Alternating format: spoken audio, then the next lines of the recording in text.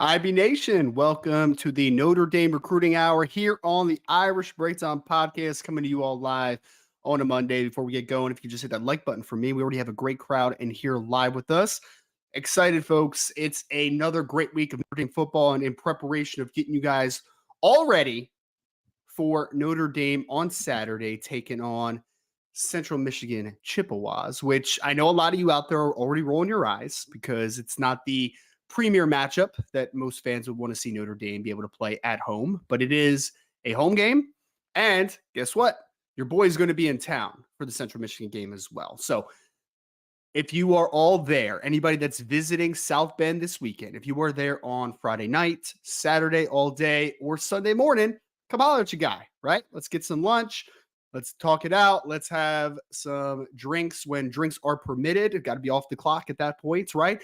If you all are doing some tailgating, make sure to hit me up and we can chat it up. I'm going to be there with my father, my uncle, and one of my good friends. So it's going to be a great time. And I'm just excited for Notre Dame to continue on 3-0 to start the season, hopefully to get to 4-0, and then be able to have another great week of Ohio State preparation next week. So this week is going to be garnered towards giving you all as much information as you possibly can to be prepared for the Central Michigan game, of course. But we start every Monday with some recruiting talk. So we have the mailbag at the end. So if you have any mailbag questions, I already have a bunch that are stored in the chat ready to go. Throw them in the chat. That'll be the third segment of the day. The first two segments are, of course, really going to be focusing on the 2024 class of recruiting, a little bit of 2025 talk. The first segment is going to talk a little bit about recapping some of the top performances this week. I'm going to change it up, though, when I'm doing a little bit of the commit recap as far as what they were able to do in their games this weekend. I'm going to talk mostly about the biggest performances. And when I do that, that's going to spur some conversation, right? Like one position group that I really want to talk about today is the running backs and what they were able to do this past weekend. So we're going to do more about less player-centric, more big picture perspective on the first segment of the podcast. So we're going to highlight some players, talk about what they did, talk about what it means for the Notre Dame program, which is what we all care about mostly as diehard Notre Dame fans here. Second segment, I did this on another podcast, but I really wanted to break this down more in depth. When we talk about the 2024 class, I feel like there's two vantage points we come from. One is the offensive class of 2024 is fantastic. Two, the defensive class is incredibly talented, but there's a lot of answers that needs to happen. There's a lot of maturation. There's a lot of development that we wanted to see as seniors. Only a couple games of the season. Most teams are going into their fourth game this weekend. There has been a lot of progress made. So I'm going to highlight four players individually, might throw in a fifth, that so far this season, watching the film, watching just the week-to-week production, the performances, I believe have taken a massive step. And I think that when we get to National Signing Day, only in a few months here, I think that we're going to look at the 2024 defensive class for Notre Dame very differently than what we did this summer, this offseason. It was always a talented class, always a talented group. But was it as star-studded or was the floor nearly as high as the offensive class? I would say no at that point. But 3 games now into the season, coming up to week 4 of the high school football season, I feel a lot better about this group of defensive players in the 2024 class that are committed to the University of Notre Dame than I once did. So we're going to hit on that. But of course, let's start with the recap from this past week, folks. We're going to work down the list a little bit here, some of the key performances. I'm also going to drop this in the chat. I don't know if this is helpful for people, but I know when I was a student especially, and I know you guys aren't my students here, I'm not the teacher of this class, but I always like to have something tangible in front of me, right? Like a guy just talking about concepts and different vocabulary and monotonous stuff like that. It didn't stick with me. Right. And it didn't really kind of strike hold. I was more of a guy that wanted to see things, manipulate things, write things down. So I just posted in the chat my article from earlier today, a little bit of my Notre Dame commit recap from this past weekend. So if you guys want to follow along there, totally cool. Don't leave the chat, though, of course, because we have great conversation already going on. And I'm excited for more people to get in here, especially. Remember, mailbag questions, third segment of the podcast today. Commit recap from this week. I talked about it in last week's show and the week before, a little bit of CJ Carr and the start that he's to this football season so far. If you remember his junior campaign in 2022, CJ got off to a little bit of a rough start, just a little bit, especially his first game. He had a couple interceptions in that football game, which just kind of forcing a little too much, not letting the game come to him. So far as a senior, that could be the furthest thing from the truth.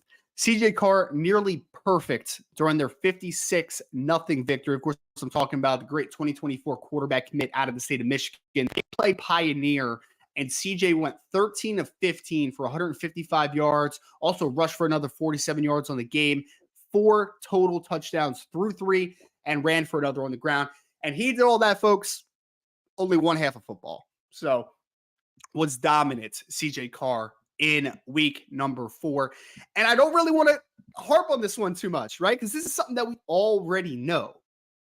Breaking news out there, and especially if you're not a fan of Notre Dame football and you're a hater, CJ Carr is really good, guys. He's a really good football player.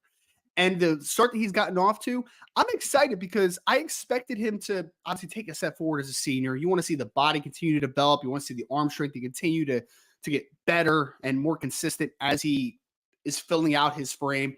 But the greatest thing about CJ is I think that CJ is one of those kids, and this is just my perspective. This is speculation, but it's speculation from a point of observation, that CJ is one of those guys that learns from mistakes. And I think he learned from a lot of mistakes last year. I think he learned from mistakes just generally over the last couple of years, and he is developing, becoming a much better processor, which he's always been good at, but it's now becoming to an elite level, in my opinion. He's a decision maker, late decision maker. CJ Carr is going to be really good, folks. And when you start thinking about, because I think what gets lost in this current Notre Dame team, and you guys can disagree with me or agree with me in the chat. I would love to hear just kind of people's perspectives on this. But I feel like what we lose sight on with Sam Hartman, who came to Notre Dame, nearly 13,000 passing yards, 110 career touchdowns before he even strapped on the blue and gold. Obviously, he was a very productive passer.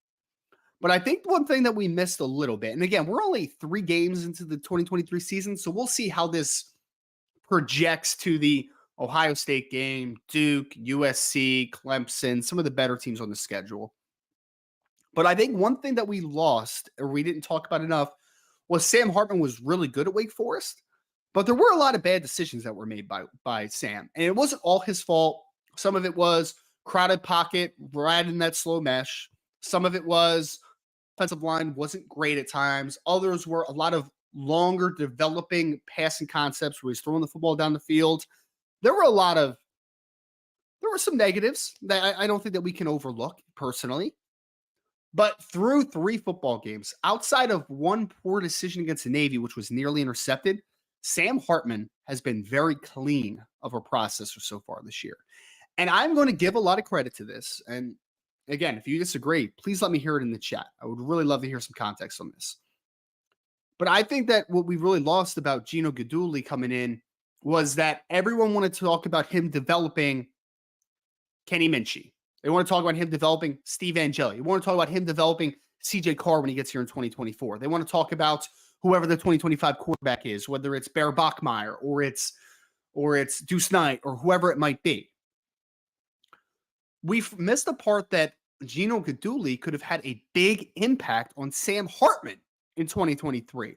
A guy that was very good, but still had some flaws.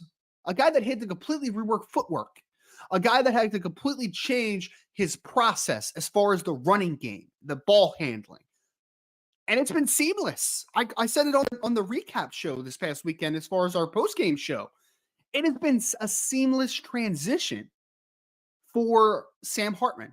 Decision-making, footwork, processing, it's been really good. And again, does that translate to Ohio State?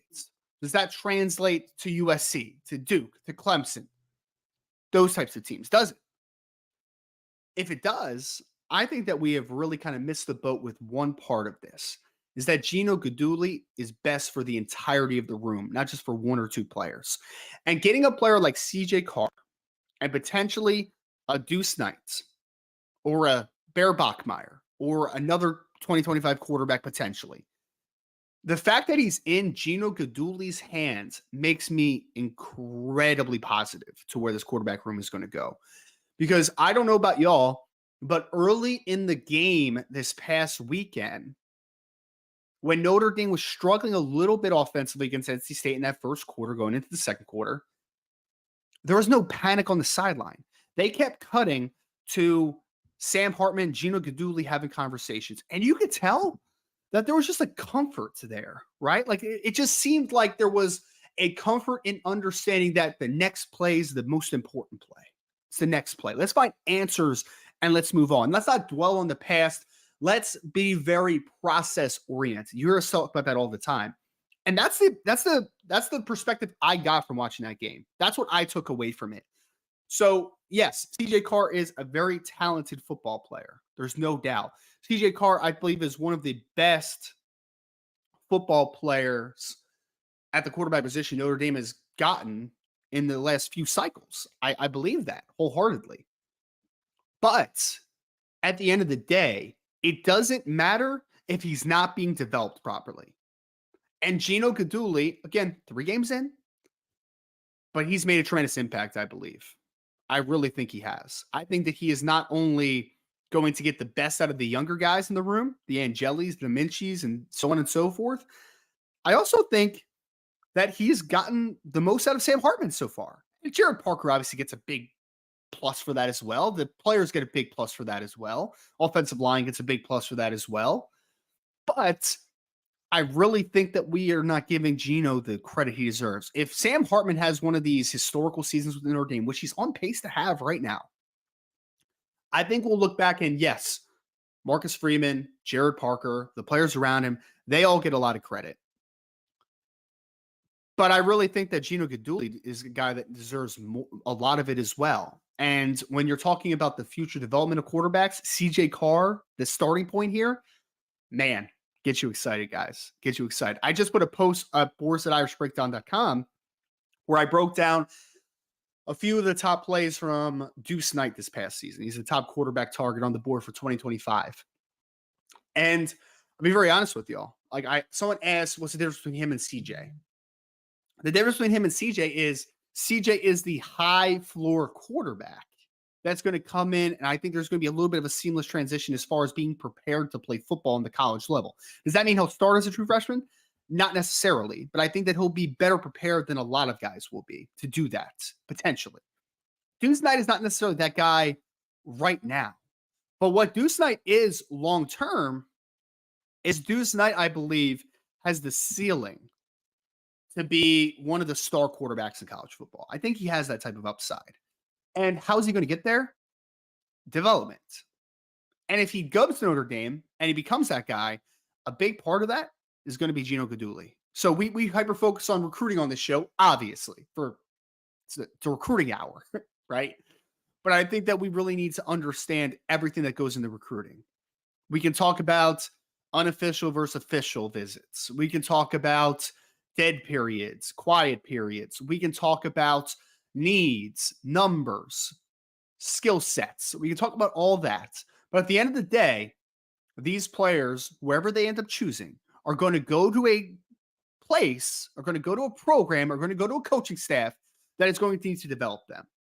And if CJ Carr goes to a bad program that doesn't develop well, he's probably not going to be overly successful. The same with Deuce Knight. But if he is given that opportunity to develop into the best version of himself, then look out, folks. Look out. And again, Gino Guidugli is the guy that I keep thinking about. Because I'll be very honest, when I broke down Deuce Knight's film, the flash plays are incredible, right? Like the plays that he can make are rare. And we use the word elite and rare way too much in this world. There's a little bit of hyperbole that is intended there, I believe, in some capacities. But he's got elite traits. He really does. But I was starting to think of, if Deuce Knight picks Notre Dame, imagine what Gino Guidugli can make that young man into. Because he's not there yet. He's not. But all the tools are there. There's no doubt about it. CJ Carr, 13 or 15. Tremendous football game this past weekend. And yeah, I think that's the place to always start because he's the guy that gets everyone super pumped for the future of Notre Dame football, along with obviously the coaching staff that's intact, a lot of the younger cats that are on this team right now. I did want to spend most of this kind of highlighting the running backs from this past week, guys. I really did. I want to focus on the 2024s for a second because Kedron Young in Texas high school play against A&M Consolidated. They won 24-17. But Kedron Young had some of the nutty stats that you're ever going to see in your entire life. So my guy ran for 226 yards and 2 touchdowns on 32 carries. So 226 rushing yards, which is a new season high for Kedron Young this past weekend. But I want to highlight the craziest part about that stat line. It's not that he ran for 226 yards. I want to give you all a great stat that I saw. The best performance. Sorry for pulling up that question. It's going to be during the mailbag. I was trying to highlight it there.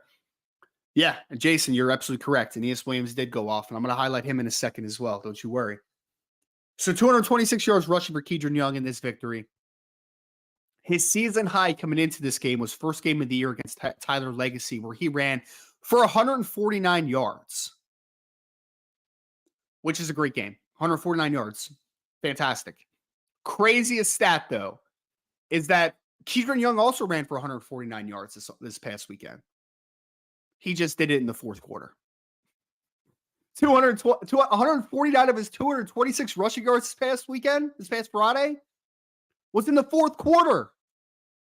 He came into the fourth quarter with like 70-something yards rushing. He ran for 149 yards to close this football game out. He tied his season high in rushing in one quarter on Friday, guys. I'm going to keep repeating this because it's absurd. I haven't seen anything like that before. 150 yards basically he had in one quarter of football, in the most important quarter of football, in a game where they won by a touchdown. He had 149 yards, ended the game with 226. That's wild, man. That's bonkers. And Jason was right in the chat. He wasn't the only one this past weekend of the running backs that had big days. Aeneas Williams, folks, I'm telling you right now, he is hurting today still from his past weekend's game. Because Hannibal defeated Troy Buchanan. This is Hannibal High School in the Aeneas Williams, star running back, committed to Notre Dame in the 2024 class. My guy ran for 230 more yards than Kedron, 4 touchdowns, more touchdowns than Kedron, but they ran him 40 times on this game, man. And if for anybody that knows the level of competition that Aeneas Williams plays against in the state of Missouri, not the best competition in the world. He is the top dog just about every single week. But 40 rushes in 1 week, guys, that's wild. That's a wild number. I mean, not sustainable, obviously, right? You're not going to run a guy 40 times every single week. But you want to know how much Aeneas Williams means to the Hannibal offense? Ran my guy 40 times. And by the way, he handles kick and punt return duties. By the way, he also plays on the defensive side of the football. He's had a couple of really good games on the defensive side of the ball as well. Aeneas Williams is the workhorse for his team in Hannibal. So between the two running backs, 226 yards rushing for Kedron Young, including 149 in his fourth quarter, and Aeneas Williams with 233 yards. Guys, just imagine this for us. Remember, I used to say this, and I haven't said it enough lately. It's okay to be excited, man. It's okay. You're going to get let down occasionally, but I'm a very positive guy. I think most people understand that on this podcast, man. I am a very positive person. And it's okay to be excited about the future of Notre Dame football. I promise. Think back to this past Saturday where you had Audric Estime, or actually just think back the first 3 games in general. Audric Estime has been an absolute dog for Notre Dame. 8 yards per carry on the season so far for a kid that is portrayed as a 230-pound bulldozer. Not to mention, we've already seen Jeremiah Love make big plays. We've already seen Jadarian Price make big plays. We've seen Jabron Payne produce. We've seen Devin Ford a little bit before his injury, and now he's coming back this season, according to Coach Marcus Freeman during the press conference today. Think already to what we've seen of this running back group that is crazy deep. Just think about it for a second. And now imagine it with Kedron Young and Aeneas Williams sprinkled in here. Just imagine it. Even if Audric Estime goes to the NFL after this year, which my roots are in the NFL draft industry. I work with a lot of agents from the consulting side of the business. Okay. And this is me as a Notre Dame love, right? Like I love the program. I love the school. If Audric Estime, who's continuing to do what he does, if he comes to me after the season and is like, hey, dude, do you think I should go pro? I'll be like, yeah, dude, go. You're a running back. Go. You're make your money. Are you crazy? You gave Notre Dame 3 great years. Now go earn yours, right? Go to the NFL. And he could even stay if he wants to. The crazy part is that the only guy that is probably gone after this year is Audric. But you're replacing him with Kedron Young, who, if he's developed properly, is more talented potentially than Audric. Then you also throw in the all-purpose profile that Aeneas Williams brings to the table. This running back room is going to be bonkers, guys. Like, not good. It's going to be insane over the next few years. Like, absolutely incredible. Notre Dame might turn into running back U soon. It might happen. I mean, that's just incredible. Incredible upside to the running back room. I'm flashing back to 2019 when Tony Jones Jr. was the only running back healthy during a football game. I'm thinking back to that. And now I'm sitting here in 2023 where if Audric actually no, I'm not gonna wish injury upon anyone, right? Because that's not what I'm trying to do. If Audric Estime and someone else was limited to a football game, let's say Audric Estime and Jabron Payne were not able to play a football game. If you went into a game with Jeremiah Love, Jadarian Price, and Devin Ford, is anyone upset?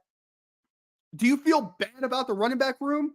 Do you feel like they're not going to be able to run the football that day? Absolutely not. That is the depth that the Notre Dame staff, Coach Deland McCullough, has created for this program. It's insane to think about, man. So I come back to this again. I'm screaming now. I'm screaming from the rooftops because Notre Dame's sitting here 3-0. They're recruiting well. There's a lot of positivity in the world. They're going to play Ohio State in 2 weeks. It's okay to be excited, folks. It's okay. I promise you. Promise you it's okay to be excited. And if we get upset, if we get let down, we'll have each other. But we're going to be all right. I promise y'all. And running back room gets me super excited. It's Kedron Young. That's Aeneas Williams. Fantastic job this past weekend for their teams in 2 victories. Let's go to the wide receivers. 2 other phenomenal performers. And again, I'm not going to hit on every single player this past weekend. I just really wanted to highlight a couple of the biggest performances we saw this past weekend. Cam Williams, receiver out of Glen Ellen, Illinois, Glenbard South. Another incredible day. 7 catches, 189 yards, 3 touchdowns. He also had an interception on the defensive side of the football. So my guy had 190 yards receiving, 3 touchdowns, and he pulled down an interception playing defense as well. Mike, Charlotte, North Carolina Christian, their team lost to Calvary Day 41-10. They actually got smoked against Calvary Day. Despite that, Micah Gilbert continues to have a phenomenal senior year. He has 10 receptions for 120 yards in the contest through 4 football games. Micah Gilbert has 34 catches for 500 yards and 4 touchdowns. It's already a career high in receiving yards through 4 games. That's another position, folks, where it's okay to be excited. I promise. Wide receiver compared to 2 years, not even 2 years ago.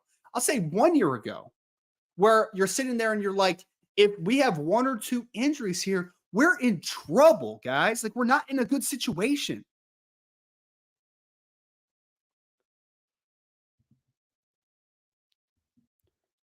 All right, let me restart my mic. Give me a second. Sorry, guys. Stick with me.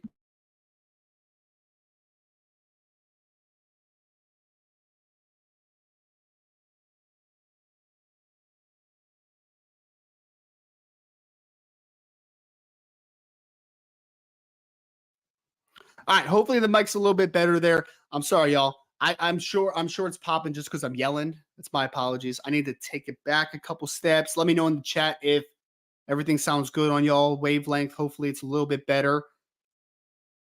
Oh, stop, Pete. Pete, trust me, man. That stuff's already being worked out. Okay. Perfect. Appreciate y'all so much. Thank you for letting me know in the chat.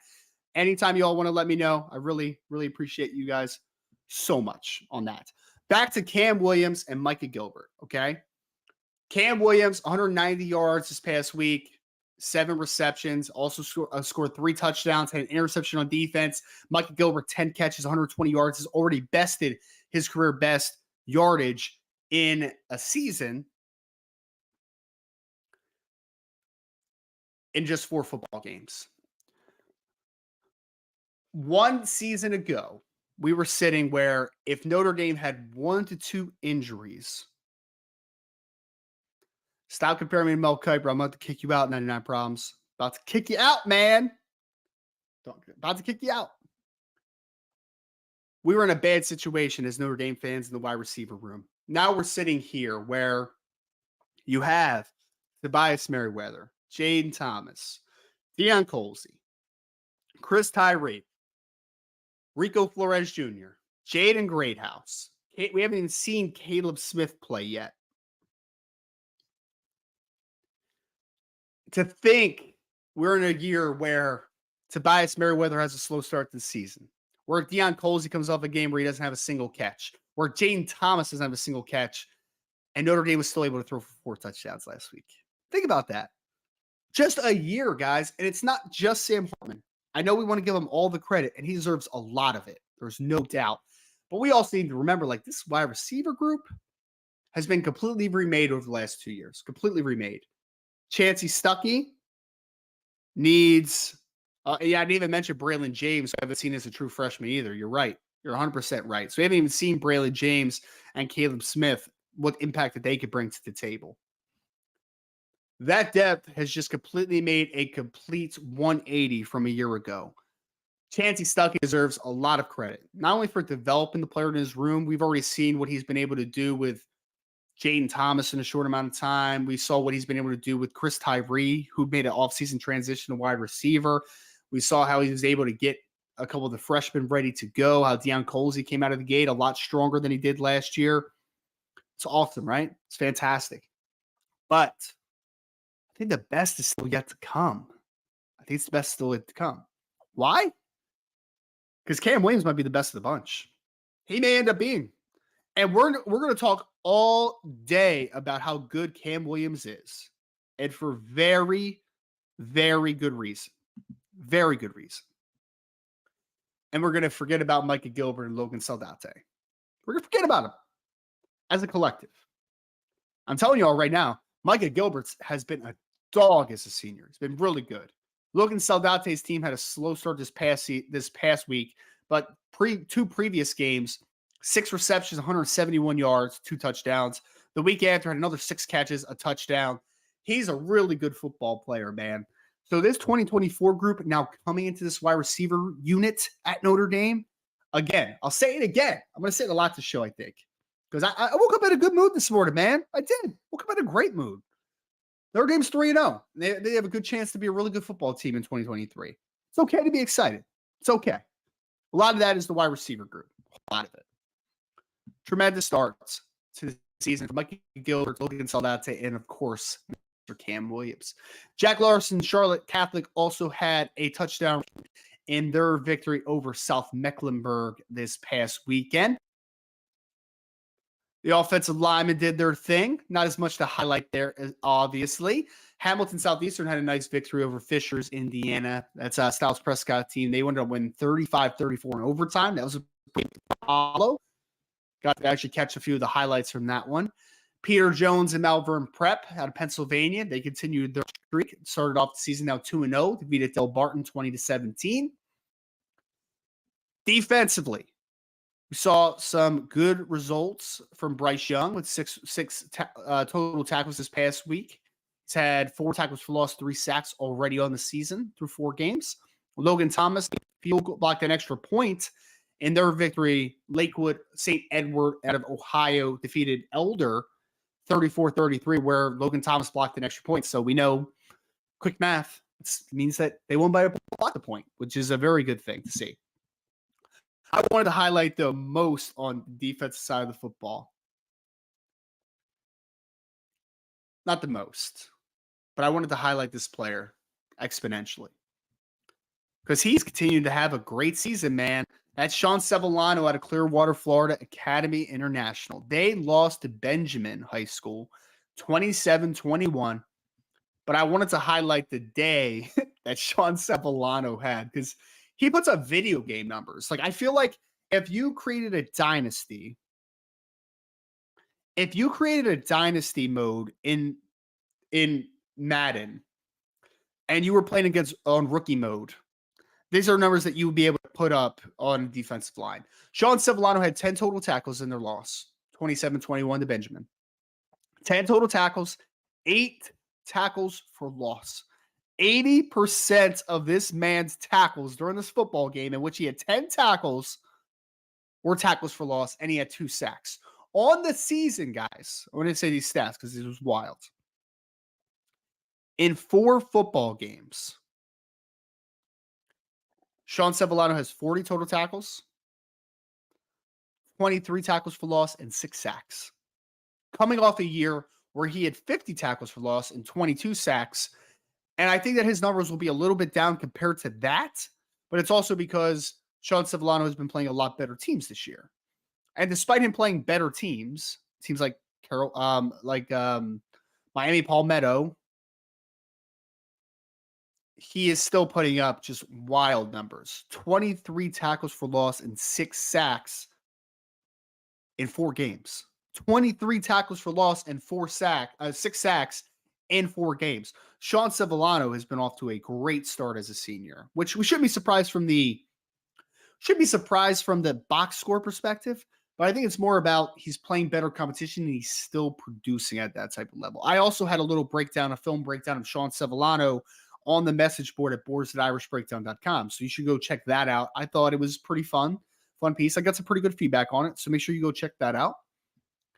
I also had a piece pretty recently. I actually interviewed Bodie Cahoon, who's a linebacker out of Patrick Henry in Roanoke, Virginia.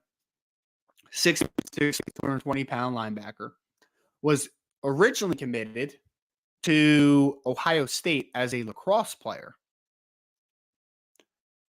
He had one of the craziest stat lines I've ever seen of a linebacker on the high school level. I mean, so Patrick defeated Abermall. I'm probably pronounced that wrong. And someone in the chat's going to be like, Ryan, how do you not know what this school is called? Because I've never heard of this school before this weekend. Haven't ever heard of this school before. Bodie Cahoon. 1 half football. 1 half. 2 quarters of football. Had 18 tackles. 18 total tackles. 12 solo tackles. 6 assists. 2 tackles for loss. 2 had a forced fumble and returned a fumble for a touchdown. My guy, 18 tackles in 1 half of football.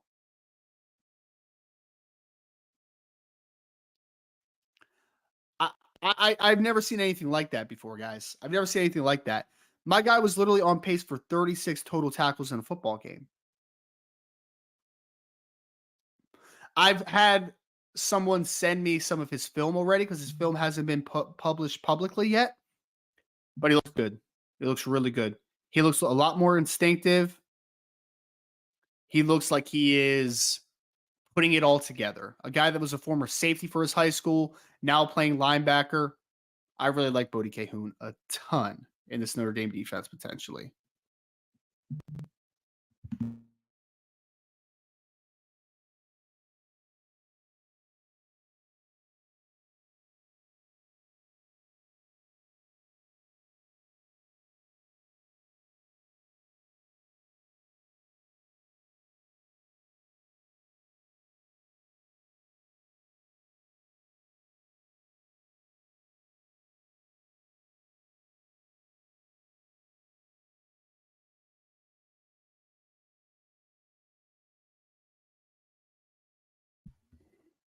Sorry for the delay there, folks. Was making sure the mic sounded okay.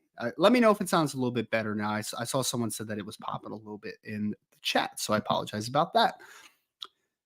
But yeah, Jason, you're absolutely correct. Talk about taking over a football game. I mean, 18 total tackles in 1 game in a half of football is wild. If you would have had 18 total tackles in 4 quarters, I would have been like, that's pretty wild, man. That's pretty wild. So Bodie Cahoon, I feel like he's going to be the ultimate player. And again, we need to wait until the end of the season for everyone to see the highlights because This is, I don't expect anyone to just take my word for it, right? Like, I don't expect that at all. But I think that he's going to be a player that's going to make some people not look stupid, because I think that's really like over the top. I don't agree with that.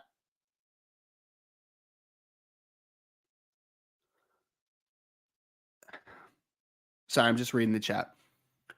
I really think that he's going to be a guy that I think a lot of people misevaluated at some points in this process. So excited for Bodie, excited for the future of Notre Dame football. Want to work through a couple more players, because there were a couple other prominent ones on the defensive side of the football, and then we'll move on to the next section of this. Kingston Viliamo, a star linebacker out of St. John Bosco, they defeated St. Francis 37-14. Kingston continues to be a stalwart on defense, but he also caught a touchdown during his game, which was pretty cool to see. He was playing a little short yardage tight end during this one, out to the corner of the end zone for a touchdown. Teddy Rizak had his best game of the season so far. Westside played Bellevue West and defeated them 45-12. Rizak, who plays safety, by the way, 9 total tackles, 2 tackles for loss, and broke up a pass in that victory. His best stat line of the season so far. Carson Hobbs and his team had a nice game against Center Grove, which is an Indiana power. He's out of Archbishop Moeller in the state of Ohio. They fell 35-34 in overtime, but they held Tyler Cherry, who's committed to Duke, to only 186 yards passing. He's been off to a tear so far this year. Last guy I really want to highlight on this, because there was another pretty good performances from the state. Actually, guys that I want to highlight who are both on the defensive secondary, and we'll talk about this to end this section. Leonard Moore, Round Rock High School in the state of Texas. They lost a close one to Cedar Park, 28-24, but it was not because of Leonard Moore not doing his end of the bargain. My guy had 8 total tackles, broke up 2 passes on the defensive side of the football, had a punt return on the game where he took back 57 yards to set his team up into scoring position. And he also, on the offensive side of the football, in which he had 2 receptions for 78 yards and 2 touchdowns. So the only 2 receptions of the day for Leonard Moore were touchdowns. So he was a dominant fixture, not only in the defensive side of the football, also on special teams, also on offense. Leonard Moore had a big day. One of the weirdest stat lines, I say weird in a very positive way, is Fort Wayne, Indiana, Northside safety Bronte Johnson. Northside defeated Fort Wayne Concordia Lutheran 70-30, so a dominant performance. They had my man Bronte Johnson playing quarterback on the day. Was 14 of 25 passing for 250 yards and 3 touchdowns. Also ran for 65 yards and 3 touchdowns on 6 carries, which is 10.8 yards per carry. So they needed Bronte Johnson coming back from injury to be the quarterback for side, and he lived up to that expectation. He did a really good job this past weekend. and I see people like putting some stuff in the chat. It's so funny. So it's so funny. Yeah, Jason, because Jason had just said that Carson's team is off to a little bit of a tough start. Yeah, man. They have been playing a lot of great football teams. I mean, and a lot of Indiana schools too. Like they played Ben Davis a couple weeks ago. That was a tough game for them. They had a good victory last week, but then you have to come back and play Center Grove, who's defending state champion, right? So, I mean, yeah, it's been a tough start of the year. And then Carson obviously was coming off of the offseason thumb injury as well. So it was a little bit of a tough spot, but what's up, Darius? What's up, man?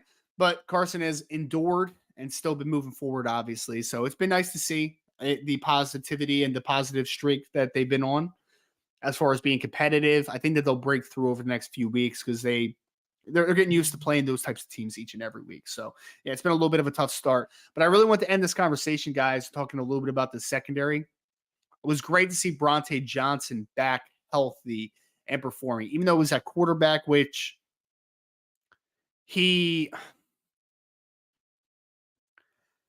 a player that's going to play safety on the next level. And Bronte Johnson is also a guy that was being recruited to play wide receiver by a lot of schools. There were a lot of schools that wanted him to play wide receiver. And the team needs him to play quarterback. coming back from injury, and he played it. So Bronte is a different type of talent in that regard. But you also had Leonard Moore, who I think out of Round Rock is one of the guys we don't talk about enough because one, he was a pretty early recruit in this class. He had a weird profile when he first committed to the University of Notre Dame. He was only a 3-star at that point. I think he's a 4-star by at least one platform now, and he should have been a 4-star the entire time. But he also missed his first game of the season. So this is only his second game back healthy. And 8 tackles, two pass breakups, had a 57-yard punt return in this game, his only punt return of the game to set them up in scoring drive. And then he had 2 receptions, 78 yards, and 2 touchdowns. Leonard Moore is incredibly underrated. Bronte Johnson's incredibly athletic, incredibly talented. A secondary that I think, again, safety recruiting still needs answers over the next couple of years. But with Bronte Johnson being in the class, with Leonard Moore now being with Leonard Moore being in the class at cornerback, I still think there's a lot of positives to this defensive back recruiting. It's just about now taking it to the next step, getting more and more quality, not just one guy a year, start to get more and more big time players. And I think that's where they are. But that's going to do it for the recap from this week. My next section, I'm going to talk about a few of the defensive commits in the 2024 class for Notre Dame that I believe are taking massive step forward as seniors, guys that were viewed as question marks coming into the season, but are now considered big-time players or trending in that direction. So before I get to that second section, please like the podcast, subscribe to the YouTube channel, hit that notification bell at the bottom of the screen. We'll be having shows all week, both IBA Sports Talk and Irish Breakdown podcasts each and every day. Make sure you hit that notification bell. If you're not already signed up to boards.irishbreakdown.com, I would very much suggest that you do so. You will get everything up to date as far as team-related, recruiting-related. We're coming up on a home game. Bear Bachmeyer is going to be in attendance this weekend. You would have known that a couple months ago at this point if you were signed up at boards.irishbreakdown.com as a premium member. So make sure you go subscribe there, and we'll get on to the next section of this podcast.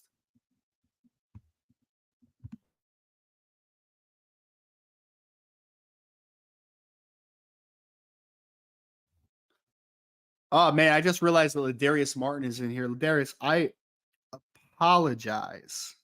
Apologize for Alabama's awesome performance this past weekend, man. It wasn't great. It wasn't great, sir. It wasn't great. We can talk about that in the mailbag, though, because I had a buddy that texted me and was like, man, if they said if Alabama had a good quarterback, then Texas probably gives up 60 points in that football game. But I don't agree, man. Jalen Milroe is not that guy. I don't think so. So is Tyler Buckner that guy? Is Ty Simpson that guy? I have no idea. Is Dylan Lonergan that guy? Is Eli Holstein eventually that guy? I don't know. But Alabama needs to find some answers, man. So, but Darius, I feel your pain, brother. We have been through some bad losses over the years as Notre Dame fans. So, yeah, that was not a great performance by Mr. Milroe. I'm not a big fan of Jalen Milroe. So we'll see as he keeps moving forward. But let's get to the actual section of this podcast that you guys care about. We can talk more about Alabama football during the mailbag. Sorry, reading chat, man. Reading the chat. So I want to talk about 4 players individually here in the 2024 defensive class for Notre Dame of the commits. I believe, and I opened this podcast up with this, I believe that these are the 2 vantage points of fans. And you please correct me if I'm wrong. I do not want to put words in people's mouths, okay? So if you guys disagree with me, please let me know. But I believe that most people that view Notre Dame's class view it this way. If we break up the offense and the defense together. Offensively, Notre Dame has one of the best offensive classes they've had in several years from a depth perspective. You have a potential 5-star quarterback. You have 2 great running backs. You have a really good 3-man wide receiver class. You have Jack Larson at tight end.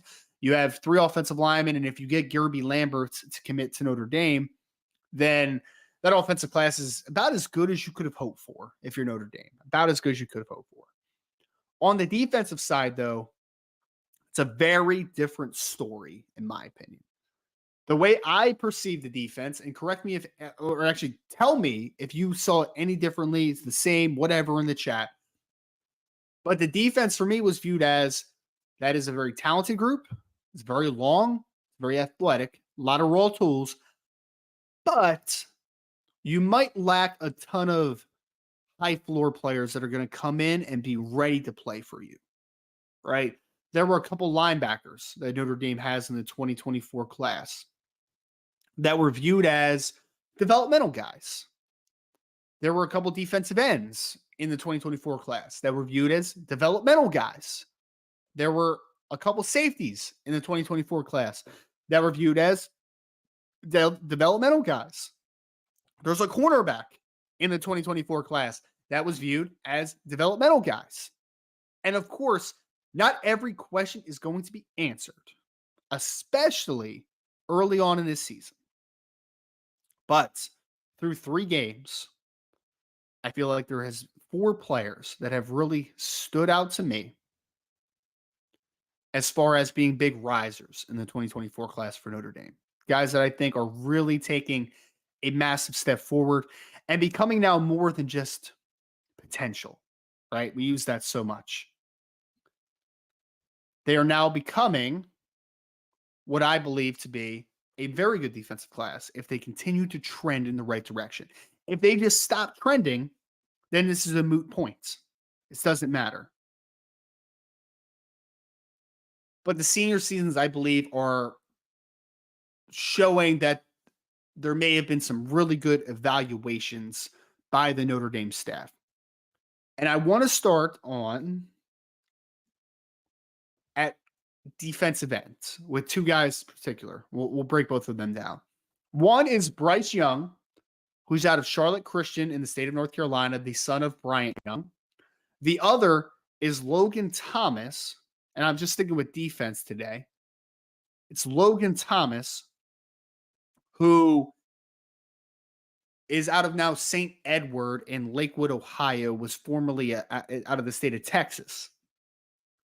2 players who I viewed as higher ceiling players, but needed a lot of work, especially Bryce Young. Bryce Young, for me, it was the biggest enigma in this class. Now listed at 6'5", 6'6", 240 plus pounds, 245 pounds. Someone have him as 250 pounds at this point. But when he had committed to Notre Dame, the last time we had seen Bryce Young was as a junior at about 6'4" and about 215 pounds. He's a smaller guy. And he was a former wide receiver, defensive end, a guy that you liked the talent, but you were like, I don't know, man. Like, I think Brian had him rated as a 3.5 star at that point. And it's just like, I don't disagree. Don't disagree.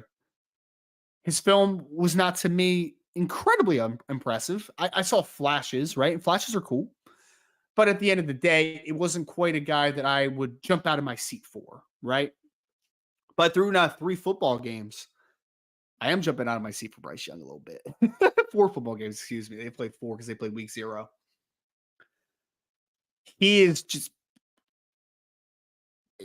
putting it together. He is. At that size, and I know someone just posted like his track number from this spring. Like, yeah, he ran a sub 23 200, which is a really good time, especially for his size. He looks like the guy that we were getting sold on before he committed to the University of Notre Dame. A guy that, if he puts it together, he can be ridiculous. Yes, he's a defensive end, Ladarius. I'm just highlighting defensive players for this segment. Thank you for asking, just in case anybody else popped in. I'm now sitting here, and you guys, I think you know me that I don't like to be hyperbolic. I really don't. I actually push against hyperbole a lot in this chat. Bryce Young looks to me to be a top 100 player based upon the first few games that I have seen. And I wouldn't be shocked if he's a top 50 player if he puts this together the full season and then maybe goes to an all-star game. Because you can't teach what he has. I mean, he's 6'5 plus, length for days, has a frame with the wide shoulders, the profile to get a lot bigger still. I mean, this kid could be 275 pounds, in my opinion. Like, I really believe he could be that. And despite that, the movement skills are different. Like, that's the biggest thing that stands out to me about Bryce Young. Not that he's big. He's a big kid. He's got great size. But it's that he moves so well. I mean, because that was my first thought is, okay, he's getting bigger. When guys get bigger sometimes the change direction suffers.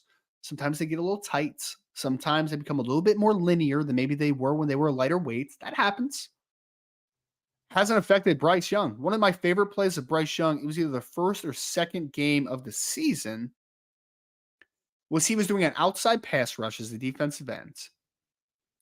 And he hit it was a little bit of a ghost, but not a full ghost move. But he dipped last second on this offensive lineman, completely went under his pads, changed direction, and worked the outside shoulder. And I was shocked, to be honest with y'all. I was shocked. I couldn't believe a guy that size was able to corner with that much efficiency. It was wild to watch. And I put that clip on boards.irishbreakdown.com in a little piece on Bryce because it was different. I mean, like, that's just it was just a different looking cat for his size, man. Guys that big should not be able to do some of the stuff that he can do physically. So yeah, if he continues to add weight to that frame and continues to maintain the athleticism that he has, this kid could be a star. He could be an absolute star. So yeah, Bryce Young has proven a lot of doubters wrong, including myself. Call it out yourself sometimes, right? I wasn't that high on Bryce Young when he first committed. Wasn't. I was like, recruit Malachi Williams. Give me somebody else. Like, I'm all right. Cole Mullins, you can play strong side end. Give me Malachi Williams. Like, we're good there, right? But Bryce Young was a great find by this Notre Dame team, by this Notre Dame program. He is a really talented kid who is putting it together as a senior, which is what you want to see. By the way, you know who else is putting it together as a senior? Logan Thomas is now at St. Edward in the state of Ohio. 6'4 and a half, 210, 215 pounds is what he's listed at. He looks more like 220 pounds to me currently. This young man was another one. When he played in the state of Texas, he's out of the Katy area.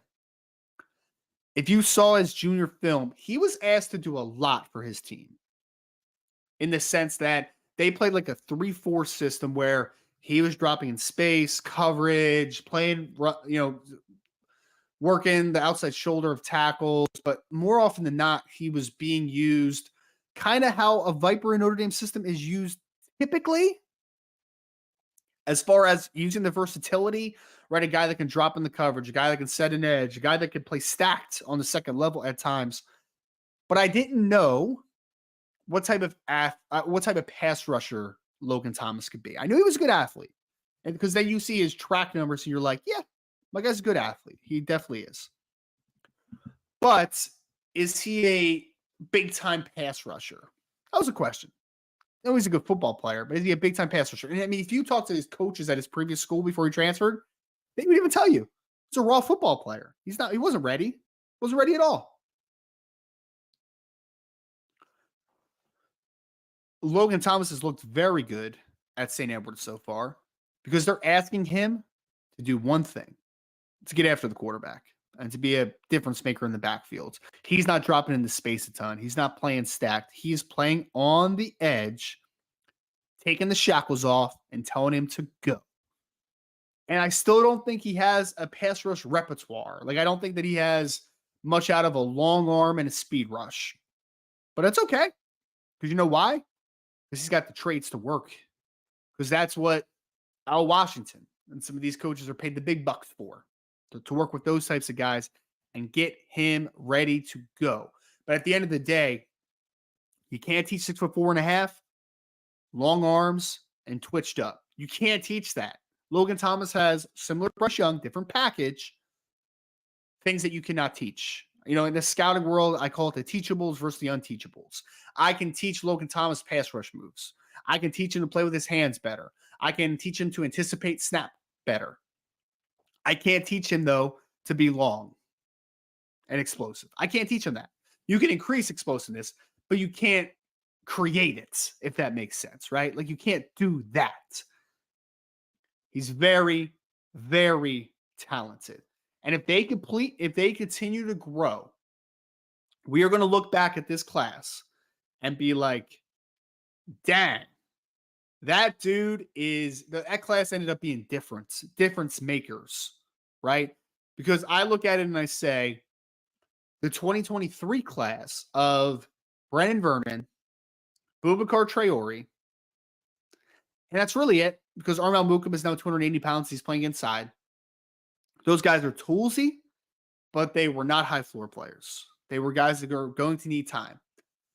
I'm looking at Logan Thomas and Bryce Young, and I'm just like, they might be further along than those guys as of right now, as seniors. It's possible. I want to see more games. I want to see a bigger sample size. But my appreciation for this defensive end class has taken a dramatic step forward. I liked Logan Thomas before he committed. I really like Logan Thomas now. I had very mixed feelings on Bryce Young before he committed. I now really like Bryce Young. I think he was a steal. I think he ended up being a steal for Notre Dame in this 2024 class. So as long as Notre Dame is able to develop properly, which it's always going to be a question at every school, how good are you at developing? Then I think that Notre Dame is going to be in a great spot at defensive end for the foreseeable future. If you're able to get the most out of Brennan Vernon and Boubacar Traore and Logan Thomas and Bryce Young, you're in a good spot, man.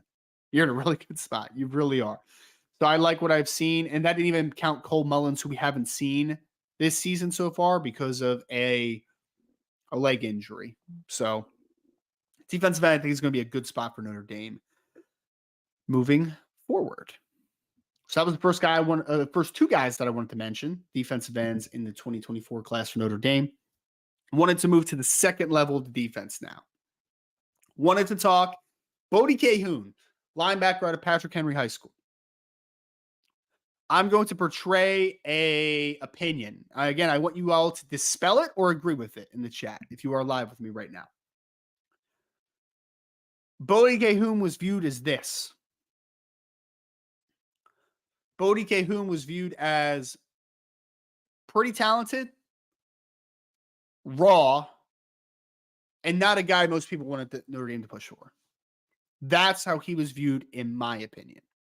From my not my outside perspective. I saw people in the chat say it. I saw people on the message board say it. I've seen people on Twitter say it. He's not good. Why are you recruiting him? Ohio State didn't want him. Blah, blah, blah, blah, blah, blah, blah. That's all I saw about Bodie Cahoon. Through 3 games, because we lose context when we just look at raw stats, raw rankings, we lose context, right?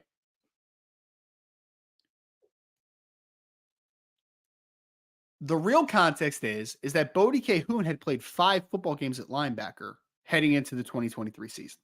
That's the context. And as a guy that had played linebacker, things happen incredibly fast. Incredibly fast.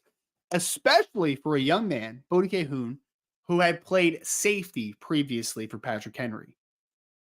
When you're playing safety, things happen a lot slower because you're working from more depth and you're playing in more increased space. So things happen a little bit slower. You have a little bit more time to read and react and to get to your spot. When you're a linebacker, man, things happen quickly, guys. They happen crazy quickly. And why would anyone listen to me on 2 times speed on YouTube? I'm looking at this in the chat. That has to be terrible. I already talk fast. So why would you listen to me at 2 times speed? That sounds absolutely terrible. 1.5, Jason? Like, I can get that, right? Like 1.5's not too bad, but 2? Nah, man, it's got to sound like, forget it. I was about to say something inappropriate. Forget it. Yeah, I'm not going to go there. I'm not going to get fired today. Thank you all so much, though. Bodie Cahoon, the game is slowing down for guys. It's slowing down tremendously as a senior through 3 football games. 50 total tackles, including a game that I highlighted earlier. We had 18 total tackles in 1/2 of football. He is averaging a solid 16.7 tackles per game. Also has 4 to 5 tackles for loss, has a couple sacks, has a forced fumble return for a touchdown, has a pass breakup. he has now developed into a very good linebacker. Again, there's been no public highlights, but I've had someone send me a couple of his film so far, a couple games, and looks fantastic, man. He really is. I think that he was one of the best evaluations Notre Dame made in the 2024 class, in my opinion, compared to the what the narrative was out there. The narrative was three-star kid, still developing, raw. I don't think he's nearly as raw as what he was portrayed early in his evaluation. Now, at the time he was, because he had played 5 football games. And I'm sitting here feeling this good about Bodie. He only played 8 football games at linebacker still. 8 football games. He's seeing the game a lot faster. He's reading his keys quickly. He's getting to his spots, and he's delivering. Bodie Cahoon, big time player in the 2024 class that I really like out of Notre Dame. I think that one was a great evaluation. Not a good evaluation, a great evaluation by Notre Dame. Last guy, I wanted to speak on Sean Sevillano, but I wanted to more do a bigger piece on him later in the year because I think that we have underappreciated Sean Sevillano for what he is, because we're all still upset. And again, I'm speaking in like overarching, right? As far as the narrative, everyone was super upset of what happened with Justin Scott, and then they looked at Sean Sevillano and said that guy stinks, right? He stinks. Because then your mind compares him just to Justin Scott, when it's like, no, Notre Dame missed on Justin Scott. They still needed another defensive tackle in the class. Unfortunately, they missed on a guy, and they made the guy that was supposed to be the second best defensive tackle in your class the best defensive tackle in your class, the only defensive tackle in your class. So he is a player that I think that was a little bit undervalued, because I just think our perception of him was changed a little bit, right? If Justin Scott's in this class, do people think as negatively about Sean Sevillano?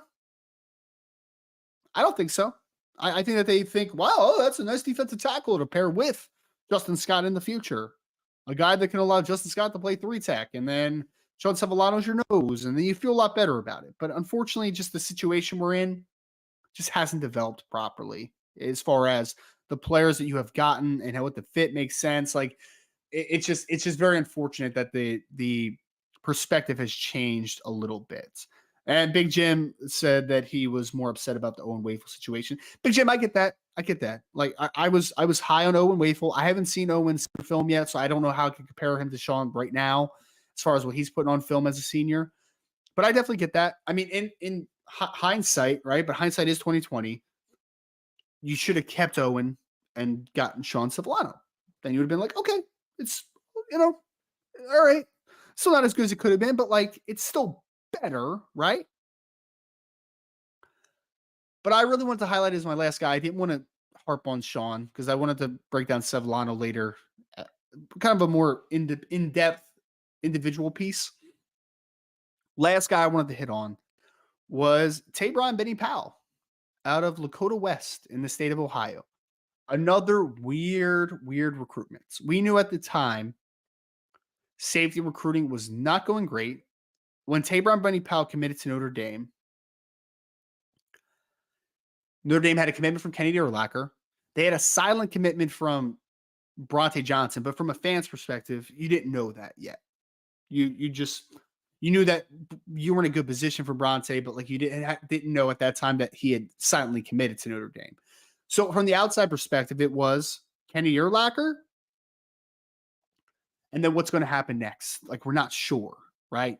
We hear about them missing on Jalen McClain and Dawan Lane and the situation with Paul Menke and so a couple other guys that they just weren't able to close on. It was just a very unfortunate string of misses from the safety position in Notre Dame for 2024. And then all of a sudden, there's an evaluation camp. Tabron Benny Powell shows up. Turns out, transparency, they had been talking to Tabron for a little bit before that. It wasn't just like he showed up, we saw him, we offered him. It wasn't like that. He was a player, though, that Notre Dame had been doing their homework on. They liked him. Their coaches spoke highly of him. Came to camp. They liked him. They offered him. And then pretty much simultaneously, as soon as he was offered, he committed to University of Notre Dame. It was only a couple days after that he goes public with it. And at the time, and I fully understand this one. Listen to me, y'all. I fully understand this one. I was not a fan of the Tabron Benny Powell pickup. Wasn't. I painted it in the positive direction because I do think there's some positives there. I feel like that he could have been at the time a really good special teams player, a guy that maybe is a depth piece, hopefully a guy that by the time he's a senior maybe can give you something as far as a rotational player. Like, cool, right? Cool. You need those types of players. But unfortunately, with what safety recruiting was and had been up until that point, you're just kind of like, dang, man, like you needed some safeties that come in and could play in 2024, right? Some guys that can come in and compete to hopefully be in the 2 deep, 3 deep. And Tabron Benny Powell did not scream that to me. He did not. I saw a low ceiling type of player. Because you turn on his film from his junior year, and because they had Ben Minnick, because they had Malik Hartford, he was asked to play a outside linebacker rover role in the defense. And you're just kind of like, is this even a safety? I remember talking to a commit in the class and was talking to him, and they were just kind of like, yeah, he's like, I don't even know what position he played. I saw his film and I was like, I don't really know what he is. Right. And it's just kind of a weird feeling, right? As far as like how he would fit defensively. But all offseason, or not all offseason, Notre Dame's conversations with the coaching staff over at Lakota West, they've been speaking very highly of Tabron Benny Powell, and they've been telling him he's going to play safety this year. It's his natural position. He's playing out of position last year.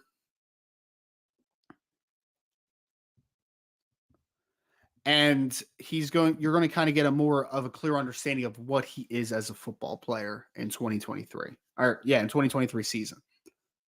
And I was hesitant on that, guys, because I saw his film and I was just like, I don't see great athlete. I don't see twitchy. I don't see explosive. I just didn't really see a great athlete overall. I saw a good football player.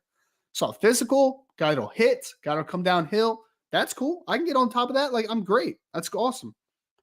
But I didn't see upside, right? Like, I didn't see that type of dude. But I will say this, 4 games in now, back-to-back shutouts, seen a lot of clips of Tabron Benny Powell. Looks pretty good, man. Like it's bad analysis, but he looks pretty good. He looks comfortable. He looks a little twitchier than I thought he was. He looks a little bit more explosive than I thought he was. So again, I want to take a step back on this one a little bit, and I really want to watch Tabron at the end of the season to see the full scope of how he looked throughout the entirety of the year. But he looks a lot better in space than I thought he would. Looks a lot better in depth, working from depth than I thought he would. I didn't necessarily see that type of player as a junior as far as like how it would translate to the safety position. But I think I might be wrong. I think I may have been wrong on Tabron Benny Powell. And I hope that I'm very wrong on Tabron Benny Powell. Because if Tabron Benny Powell is a lot better than I thought he was, and Kennedy Urlacher is able to develop, and you have Bronte Johnson coming in, then that safety class looks a lot better. There were still a lot of misses. It still wasn't a good process, but your safety now looks a lot better for the future if Tabron is a player. He's a really good player, potentially. So I hope I'm wrong. But I want to highlight Tabron because what I've seen so far, kid looks pretty good, man. Kid looks good. I've been excited about it. I've been really excited about the player that he could potentially be. So we'll check back in on Tabron at the end of the season after the full senior film's out. But been impressed. Been very impressed with what I've seen. So those are the 4 players that I really wanted to highlight on this section as far as risers in the 2024 class for the commits for Notre Dame. Again, if you missed any section of this, I talked about Bodie Cahoon. I talked about Logan Thomas. I talked about Bryce Young. And I talked about Tabron Benny Powell. Also, I always have to give you guys a little bit of extra, right? So I popped in a little bit of Sean Sevillano into the conversation as well. Going to get into the mailbag next. I already have 18 mailbag questions starred on a solo show, which is a pretty high number. If y'all want to keep throwing in mailbag questions, I will be here until I am out of questions. Throw them in the chat. Going to get to that next. Before you do, though, before we get there, please like this podcast, subscribe, hit that notification bell for what's on YouTube. If you're on any and all of your favorite podcast platforms, 5-star reviews are very, very appreciated. Tell them Ryan sent you and you love Ryan. Would very much appreciate that. All right. Let's go. We're going to get on to the recruiting mailbag next here on the Irish Breakdown Podcast. All right, folks, let's get us rocking and rolling here. We had a bunch of great questions again in the chat. If you all had anything, let's get into the mailbag though. First chat I had was from Buellsfeld Financial Services Incorporated. What's up, JP? Appreciate it, man. What would the score have been on Saturday if Tyler Buckner had been our quarterback? What would the score have been on Saturday if Drew Pine was Notre Dame's quarterback? That's a great question, JP. Honestly, man. It's kind of tough too. I would say for me, take it one at a time. If Tyler Buckner was the quarterback for Notre Dame, I think Notre Dame still wins, but I don't think it's 45-24. I think it's more 40. I think it's more 31-24, 34-24. I think that what Tyler would have had going for him is that when you came out of that weather delay and right off the bat, you had Audric Estime house one for 80 plus yards. I think that would have loosened up the defense a lot because while Tyler isn't the passer that Sam Hartman is, he has a dynamic element to his game as a runner. So maybe they would have started running some zone read, some power read. Maybe they would have ran some RPO looks. I think that they still would have loosened it enough to win the football game and maybe win the game somewhat convincingly. Like if it was 34-24, I wouldn't have been shocked. But for some reason, I think 31-24 is probably a one-score game if it's Tyler, in my opinion. Like that's kind of what I look at with that one. Drew Pine's an interesting one. I think for me, Drew, I had kind of mentioned this on the live show, but I feel like if it was Drew,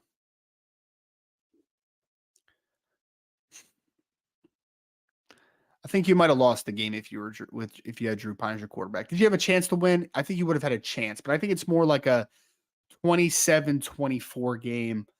And I think it's more of a 27-24 game that could have went either way. Like you could have convinced me that it was 27-24 Notre Dame or if it was 27-24 NC State. I would have believed you. So all that to say is I think Sam Hartman was a legitimate reason that you won. Even when he wasn't at his best, he still threw 4 touchdowns. We haven't seen that of a quarterback recent years for Notre Dame. Haven't seen it. So I think Tyler, they still win by a touchdown, maybe 10. I think Drew, they probably lose. Well, I'll say that it's a 3-point game in either direction if it's Drew Pine, in my opinion. It's like 27-24. That's kind of the vibe that I get off of that one. So it's a great question, though. I'm interested to see I saw other people with some score predictions. Very interesting. Yeah. Very interesting. JP, I'm just happy that we could sit here, man, and just be like, Sam Hartman's good, right? Like that's fun. It's different, which is always cool. Irish 49 says you compared Deuce Knight to Trevor Lawrence on the boards. Does Deuce have the ceiling of Lawrence?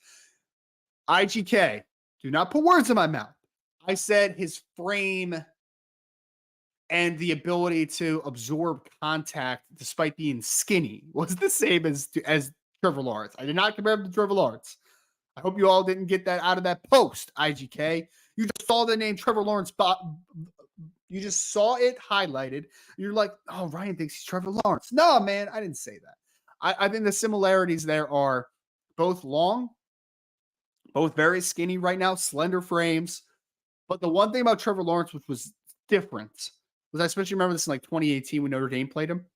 Notre Dame got some hits on him, man. It was like they just couldn't get him down. He was wiry. Like he was strong for a kid that was 6'5", 195, 200 pounds at that time. Like he was just really strong, surprisingly strong for a kid his size. I see that with Deuce Knight as a a player in the pocket.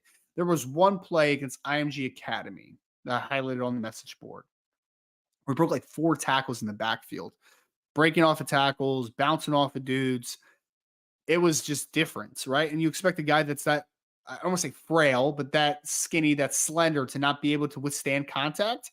But he sticks with it, man. He's good in the pocket. He'll break tackles. I think that that part of his game is very similar to Trevor Lawrence. I would not compare them stylistically. I think they're different in that sense, but I do think that that part is similar. Do I think that he has the ceiling of a Trevor Lawrence? No, in the sense that Trevor Lawrence ended up being the first overall pick and being one of the best quarterback prospects we've seen ever. Like, he ended up being that type of dude. Could Deuce be a great college quarterback, though? Yeah. Could he be a national championship quarterback? I think so. Is he going to be like Heisman Trophy winner contender, first overall pick dude, though? Like, I don't know, man. I don't know. Is anything possible? Sure. But like, I don't like projecting that on a high school junior, though. Like, that's a big jump, right? It's huge. But I think his ceiling's tremendous. Like, I can see him being a Justin Fields type of quarterback on the college level. Like, I think he has that type of upside. Deep ball is tremendous, incredibly talented, can run.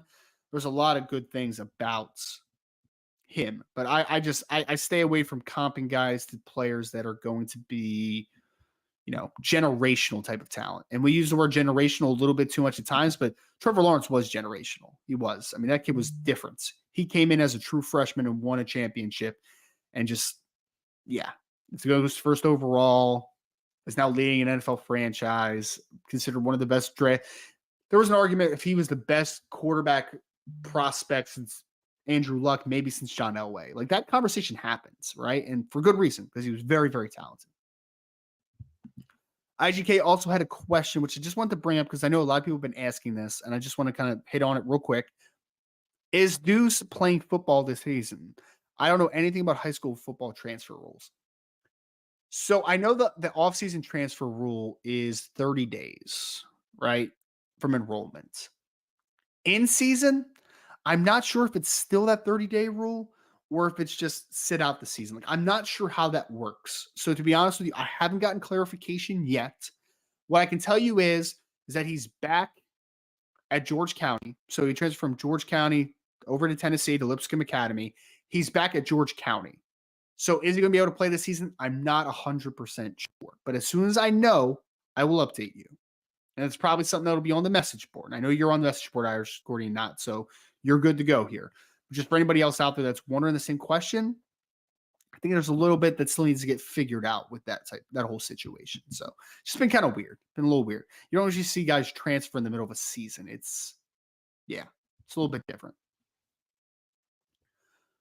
Next question is from Pete Weber. He said, who are the most interesting things we should be all watching for on Saturday against an opponent we should destroy? I think it starts from the beginning, Pete. The first thing for me is, what do they come looking like out of the tunnel, right? Like, pregame, out of the tunnel for the first snap of the game. Do they still have energy? I think that's been the biggest difference for Notre Dame this year, outside of just like a couple, continuing to build talent on the roster, is there's a little bit of a different pulse on this year's team, in my opinion, right? Like, they seem to have a little bit of swagger to them. They seem to have more energy to them.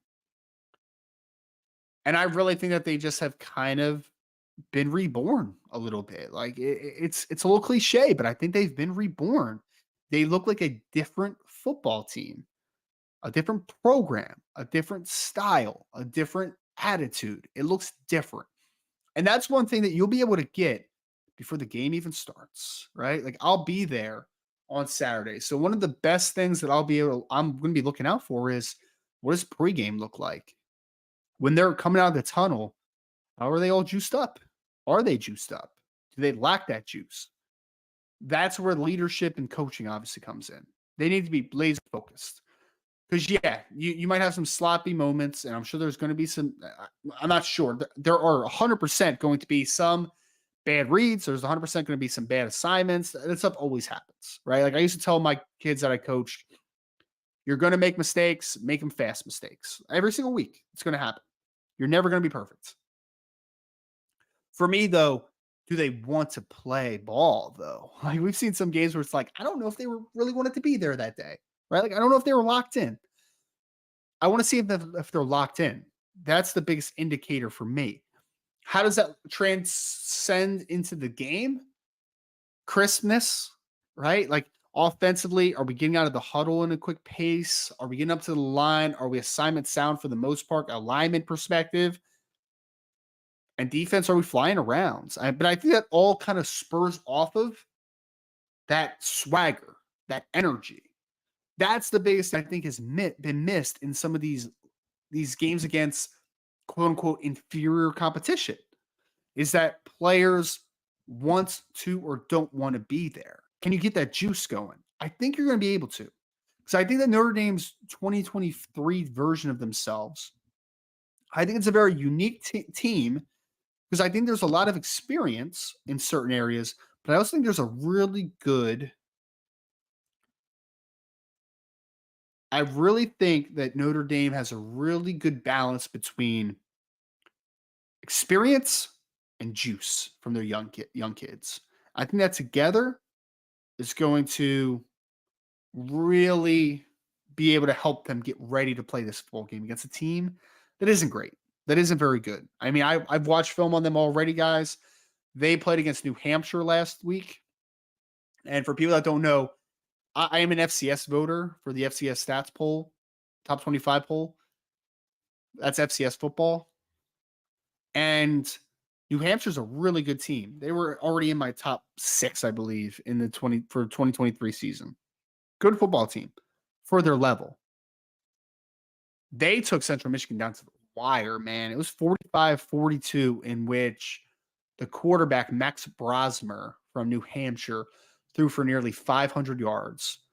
Their running back ran like 7 times for 30 yards, but he had 12 catches for 295 yards against Central Michigan. 295 receiving yards for a running back. Central Michigan's not very good. I don't mean to break news here to y'all. You should still tune into all our shows this week, right? Talking about Central Michigan, because there's a couple quality football players. Like their one defensive tackle, I think, is pretty quality. Their quarterback has some dual threat ability. There's still some stuff that you can get excited about as a Central Michigan fan, but I am not going to blow smoke here. Notre Dame should destroy this team. They should. But I think it's about the preparation and the juice coming into the football game. If Notre Dame comes out flat, unless this team stick around for a little bit, it's just not a good look. It's not. I mean, because at the end of the day, I would be shocked if this was a close game, anything after the first quarter. Like, I think that it's going to be a surmounting victory for Notre Dame. But get out of the blocks and bury this team early. Like, don't let them stick around. That's my biggest thing.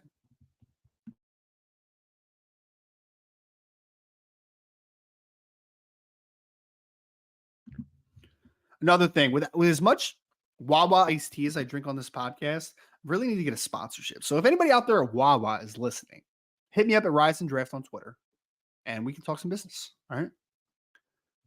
Wawa is the best iced tea, by the way. It's fantastic. I love it. Love it. Outside of like real sweet tea, but yeah. Next question is from Christopher Galloway. Says, mailbag question. Where are we on defensive line recruiting? Christopher, if you're in the chat, can you be a little more specific with this one? I should have asked you earlier, but are we talking 2024 or 2025? Irish Gordian not, you're about to get blocked. Wawa's not garbage. Wawa's not great for everything. Like, I'm not a sandwich guy from Wawa, like deli or whatever, but it's very quality iced tea, sir. If you disagree, you can get out. All right. The Gobbler. Oh, man, some bad takes from IGK in the chat. I'm about to block you, sir. Oh, God, the Gobbler. God, I didn't know people actually ate that, man. That's disgusting. It's not terrible. Stop. You guys don't even know what you're talking about. You legitimately don't know. You come down to Jersey, or I'll bring some up with me to South Bend if anybody's in the area this week. Let's have a talk, man. Let's have a talk. We need to have a real life talk, okay? There's important things in life, like Notre Dame football, and then there's the most important things in life, like what iced tea flavors are good, right? What brands are good. And you guys are breaking my heart. I have had I don't know if it's pronounced Milo's or Milo's. I have had that before. It's pretty good.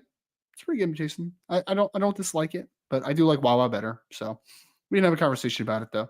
Hit me up. Hit me up. We can have a conversation about it. I forgot what question I was asking. Oh yeah, here we are. We're on defensive line recruiting. I know someone's going to comment on a YouTube video and be like, Ryan's all over the place. Shut up. I'm fine. Defensive line class in. Hey, see, Corey Dean. I already said this. I know I'm getting off track again. I said outside of like traditional sweet tea, right? Like traditional sweet tea is like a tier above itself. And then we got into some of the store brand stuff, right? And store brands, it's my pick, man. It's my pick. So, chill, man. Chill, Irish Gordy. Not. I'm ignoring you at this point. Defensive line recruiting in the 2024 class. As of right now, you have. You guys are crazy, man. You guys are crazy. You're really. Brian's gonna yell at me later. He's gonna be like, "Dude, you need to keep your train of thought." And it's all your fault, though. In the chat, like I didn't do anything wrong. It was all your fault this entire time. But anyway, defensive line recruiting in the 2024 class is pretty much done at this point. So you have Logan Thomas, you have Bryce Young, you have Cole Mullins at defensive end. Defensive tackle, you have Sean Sevillana.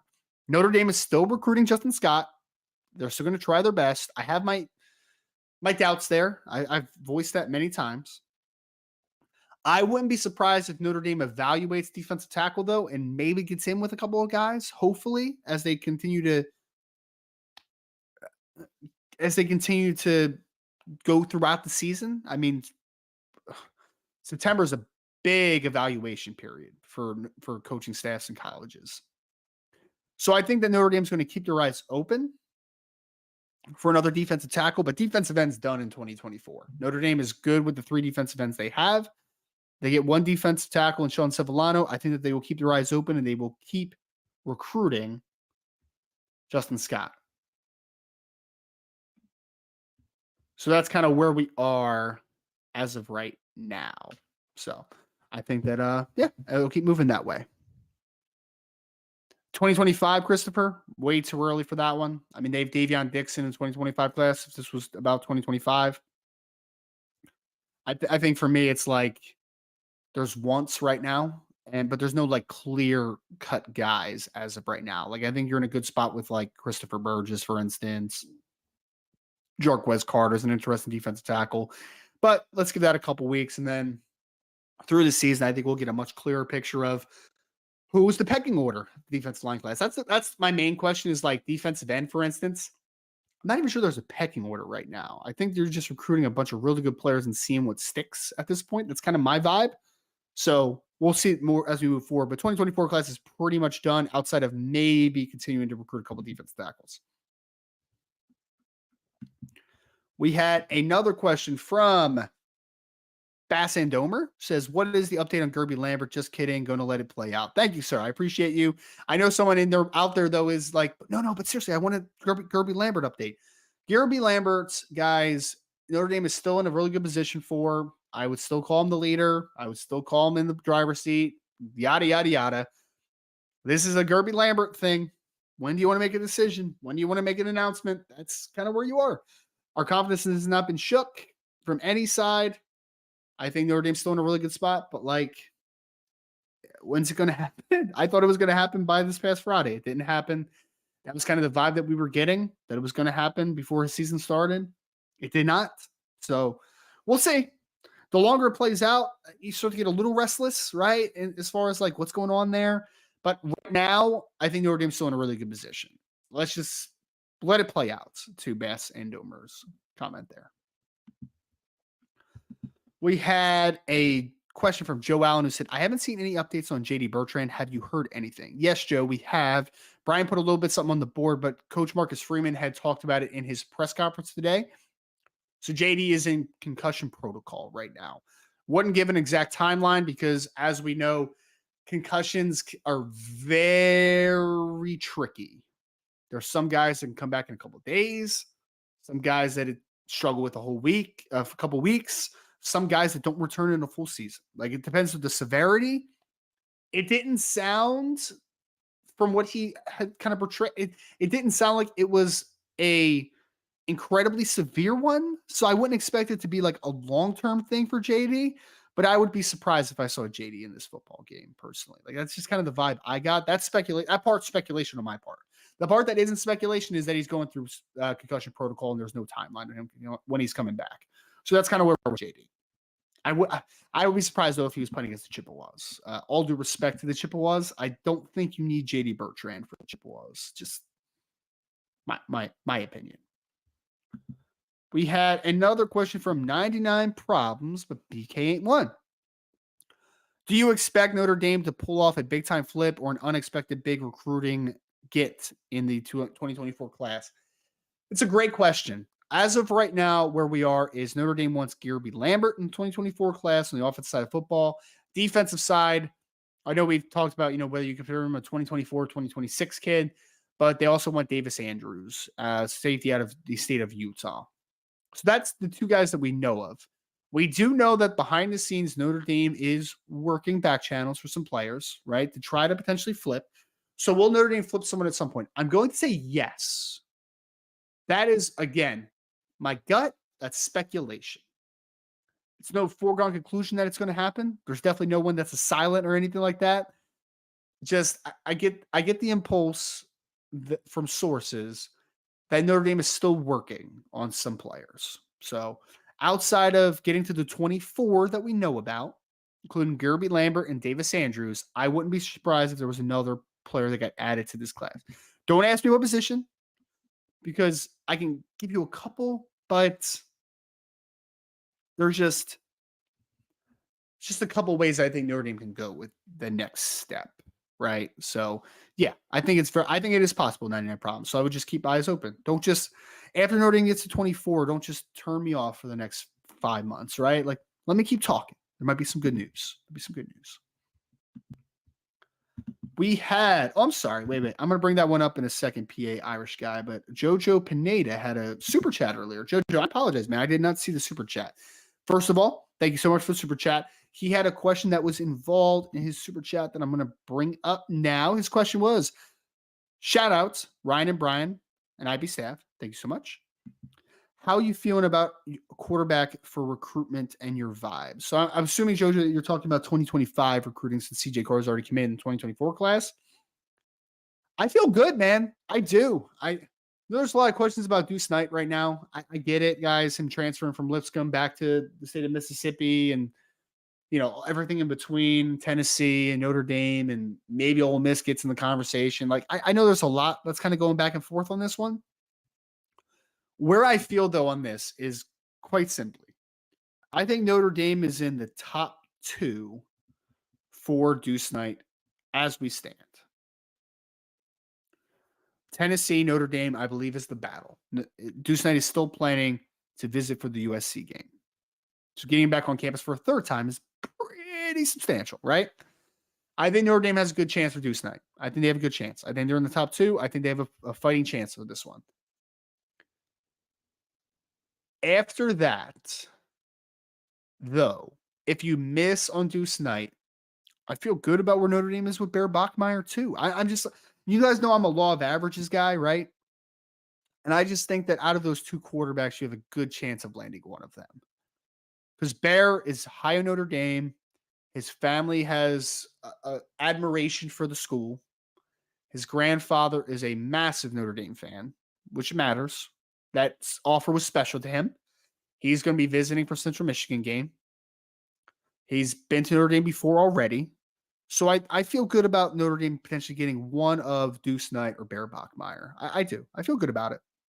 After that, though, to the question for JoJo, if Notre Dame doesn't get one of those 2, though, then things get weird pretty quick. Because after that, the board has kind of dried up a little bit, right? George McIntyre released the top schools list. Notre Dame obviously wasn't included in that. KJ Lacey's committed to Alabama. Notre Dame's not recruiting Antoine Hill anymore. Bryce Underwood is just, it's not going to happen. So the next step after that, and I've talked about this a ton, is if you don't get one of Deuce Knight or Bear Bachmeyer, I think Notre Dame's going to have to expand the board a little bit. I think they're going to have to expand a couple of the board a bit. Then from there, we have to see what happens. So I feel good about them getting one of the top 2 quarterbacks that are on the board for Notre Dame. After that, though, if they miss, then things get a little bit hairy. It gets a little bit questionable. So let's let it play out. I still feel good about where Notre Dame is with a couple of those guys. Just need to see if they're able to close on one of Deuce or Bear Bachmeyer. And thank you for the super chat again. I appreciate it. Back to PA_Irish guy. With the state of quarterback room and skill position, would Bear or Deuce be a better fit schematically? We're talking about Deuce Knight and Bear Bachmeyer. It's a great question. It's actually, it's a phenomenal question. I think both quarterbacks would actually fit pretty well for different reasons. One thing we've seen a lot of so far is, especially this past week, there was a lot more seam throws. There was a lot more in cuts. There was a little bit more pushing the ball down the field. In that sense, I think both quarterbacks could do that work because I think Bear Bachmeyer and Deuce Knight both have plus arms. In Deuce Knight's case, a plus arm. But I think in that vantage point of this offense, I think Deuce would be a tremendous fit. I really do. Because I think that it's very easy to be able to implement some quarterback run game stuff, some more RPO. I think that they could do that tremendously easy. Bear, I also think, would be a very good fit for different reasons. I think that quick game could be a part of this offense. We've seen it over the first couple games. RPO could be a part of this offense. We've seen it a bit the first couple games. And I really think that he could extend the pocket, work out a structure, do some quarterback run game stuff as well. So they're not similar players, but I think that the skill sets that they bring, both being athletic, both having plus arms, I think that they can bring enough tangible skill sets to the table where I think that they would both be very good. Ultimately, if you're asking me which one would I take, PA Irish guy, if that's your question, right? And I think that's kind of where it goes to. I would rather have Deuce Knight out of the two. Full honesty, right? I would. Because if I trust the quarterback development, I'm always going to take the guy with the higher ceiling. And that's no shot against Bear Bachmeyer. I think I'm going to meet Bear Bachmeyer this week at the game, by the way. Like, I think for the first time in person. And I think Bear Bachmeyer is a tremendous football player. I think that if Notre Dame ended up with Bear Bachmeyer, I'd be ecstatic. If you went from Kenny Minchie to CJ Carr to Bear Bachmeyer in back-to-back classes, it's good. It's really good, guys. I think that would be tremendous. But Deuce Knight, for me, if I trust Gino Guidugli, I trust Jared Parker, I think he could be special. I think he'd be different, right? So, yeah, I think both guys could fit for different reasons, though. I truly believe that. 99 problems, but BK ain't one. Based upon the first few games, do you think Sean Sevillano has a higher floor ceiling combo? And where do you think he'll end up ranked in the 2024 class? Top 100, top 250. So I did a little bit of a piece on him, 99 problems. I think you're on the message board, if I remember correctly. Yeah. So for me, the floor hasn't changed at all. I think that the floor was always rotational defensive lineman, right? Like, I don't think that he's going to be, at worst, I think he's an Aiden Kiana type of player, where it's like Aiden, if he's pressing the duty, can do a good job. Just maybe a limited type of skill set that he brings to the table. I think the ceiling has changed a little bit, though, in the sense that I feel like a lot of people, and myself included to a degree, were looking at Sean Sevillano incorrectly. Because we have heard that we want, because we have portrayed like this. Notre Dame, in theory, should want to be more of an attack style defensive front. But we've also seen that that's not all Notre Dame wants to be. Like, we've seen guys two gap, we've seen guys work at the point of attack. And in that system, in a four-man front, Sean Sevillano, I believe, could be a good starting nose tackle. Do I think he could be a great player? Still have my questions. I don't know if the upside is quite that high. So I think he's a top 250 player, potentially, if he continues to ascend to where he is. Good football player, limited ceiling, floor is pretty good. That's kind of what I see with Sean. I think that we underrated what the ceiling might be a little bit, but I think the floor is the same. A good football player, in my opinion, Sean Sevillano. And at worst, he's going to be a good rotational nose tackle, in my opinion. A serviceable to good rotational player. We had another question from Robert Metachek. Says, Maris Loifel seems to be playing really well lately. As a linebacker guru, could you speak to his improved play and how you hope he's utilized next week beyond? Many thanks. Great show as always, Ryan. Robert, thank you so much, man. I appreciate it. I wouldn't call myself a guru. Some people try to call me like a because I'm an NFL draft guy from my roots. And so people try to call me like an expert sometimes. I'm just like, call me an expert. I don't like that. That's a little egotistical in my sense. I'm not a egotistical person, I don't think. Like, I'm confident, but confidence is not egotistical necessarily, right? But thank you so much. To your question, what is Maris doing differently? One, I feel like the scheme is accentuating his strengths. I actually just sent his film to one of my buddies that I really respect his opinion, just to make sure I wasn't crazy. He's an NFL draft guy as well. And he's high on Maris too. He's like, ooh, that guy looks good. I'm like, yeah, man, looks really, really good. Ultimately, it's 3 games. I want to see a little bit more. But one, I believe that Maris Loifel is being utilized better by the Notre Dame staff. I think Al Golden is triggering him a lot, blitzing him a lot, and really using him as an attack style player.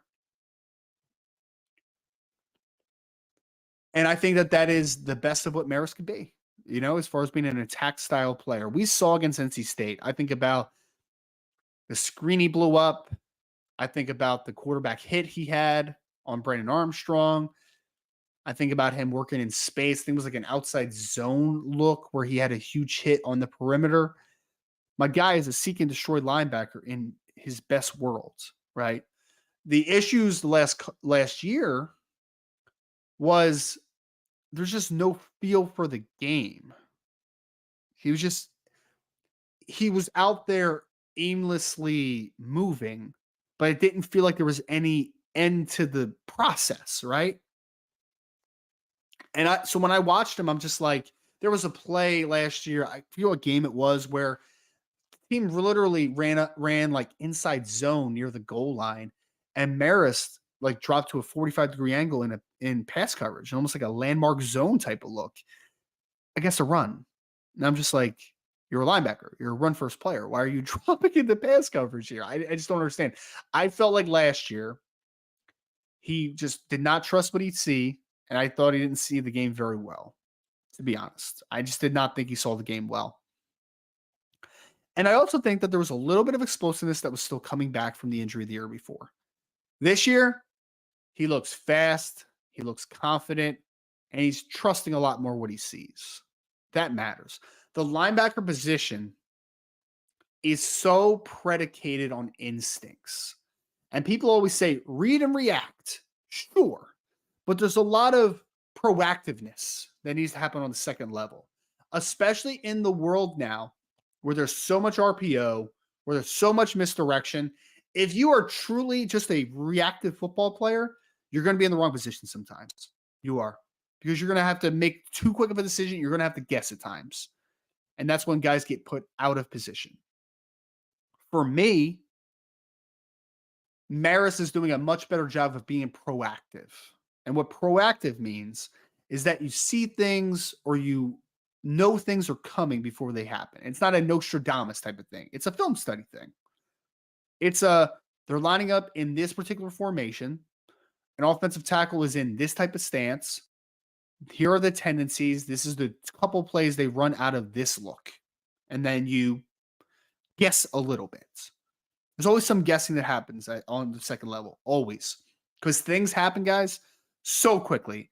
And it's something that I can't adequately explain unless you've played the position. I remember when I was first playing, I actually played safety. Then they moved me to defensive end when I was in middle school. And then I played linebacker. And when I made that transition, I remember it was so odd because your perception is that safeties have to be the quickest read and react players because they're playing in a lot of space, right? You got to close down space. You got to close it down. No, not at all. Not at all. Linebackers have to make such quick decisions in small windows, and they're potentially working through a lot of trash. You'll hear guys say cloudy versus clear all the time. And that basically means that when something's clear, you go, right? You go. When it's cloudy, you got to sort, and it gets hard and it's difficult. Playing linebacker is not easy, man. And it's not easy in today's world, especially. It's not. In a league in both college football and the NFL where people want to spread everything out and then work passing game, quick stuff, RPOs. Being a linebacker stinks. It sucks. It's not fun. It's not fun at all. When I played, again, I'm only 31, but like when I was in high school, it was like we were playing against power I teams, wing T teams, triple option teams. We knew what was happening, right? We knew what was happening. They were running the football. They were not going to throw the ball that much. So being a linebacker in today's game is not easy. It's not fun. It's not. People think that linebackers are devalued in the NFL now. I disagree completely. They're asking guys to do more than they ever did. They're asking a guy to play in a lighter box as potentially the only linebacker in a front and make almost every tackle when there's an inside run. That's hard, man. It's hard. So it might be devalued from a market perspective, but it's not devalued from importance. Go ask the 49ers how important Fred Warner is to their defense. Go ask them. Because there's a lot of times where they're in a nickel, they get spread out, where Fred Warner is the only linebacker in the screen. That's why defensive tackles are getting bigger. That's why linebackers are getting more important. Not only do you have to pass coverage and run stop, you have to also be the only guy in a light box at the time, man. That's hard, brother. It's not easy. It's difficult. Very difficult. So what do I think Maris is doing better this year? I think he's playing more proactive. I think he's trusted himself a lot more. And I think he's flying around because Maris was always an athlete. He was always a really good athlete. I remember the first time I saw Maris, 2020. Actually, he had played all year. 2020, though, the first time that he really popped to me as far as being a potential dude was against Alabama's 2020 year. That game, there were very few defensive players that came to play. Maris Loifeld was one of them, though, guys. Go watch that game. Maris was flying around while guys were getting hurled by Najee Harris and run over by Najee Harris. Maris was one of the few guys that was matching physicality, man. He was coming downhill. He was coming to play. Was it perfect? No. Was it where it needed to be? No. But man, he matched physicality and speed.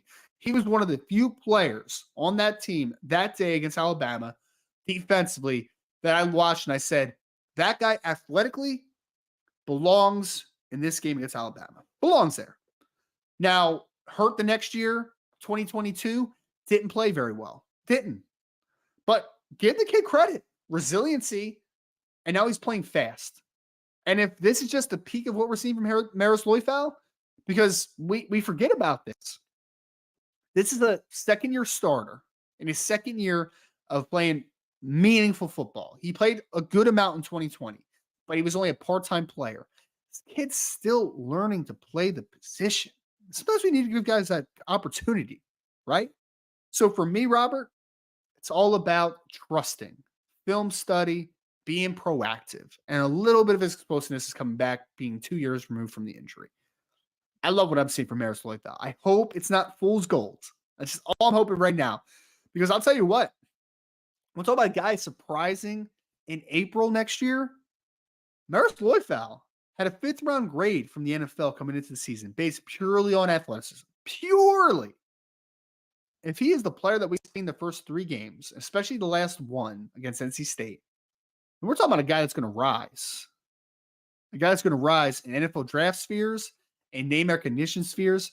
My guy can play some football, man. He's talented. It's always been about the finer points, seeing the game clearer, trusting your keys, being proactive. That's what I've seen from Maris. I think he's taking a massive step forward. And I'm sorry for going on a rant there. You know I love linebacker play. I love it. And I really think that he is just seeing the game at a much more advanced level. And he's been the best linebacker on the team. I think he's been the best defensive player on the team so far, 2023. Now, that could change. Benjamin Morrison just had a real nice game, right? Cam Hart's a good football player. J.D. Bertrand's a good football player. It's good Riley Mills is a good football player. Howard Cross is a good football player. Howard Cross is playing out of his mind right now. So there's going to be players that are going to challenge him for the best defensive player on the field when all said and done. But right now, through 3 games, Maris Lloyd-Bell is my defensive MVP. You got to give the Creed credit, man. Because a lot of y'all, remember, I love you guys, so don't get mad at me here.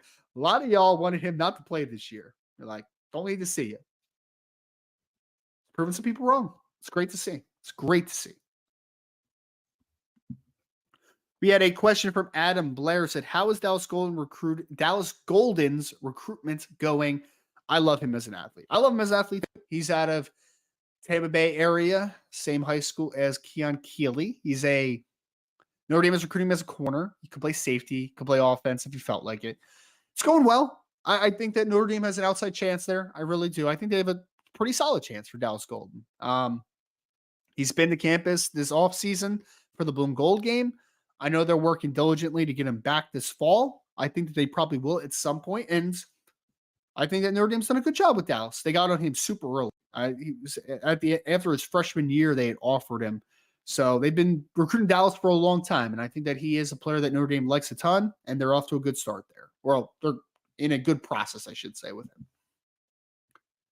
Let's go to Pete Weber, famous Boulder. What's up, Pete? Says, when a team like Bama or Georgia is in their prime, do they also kind of see the shifting in game to play statistical?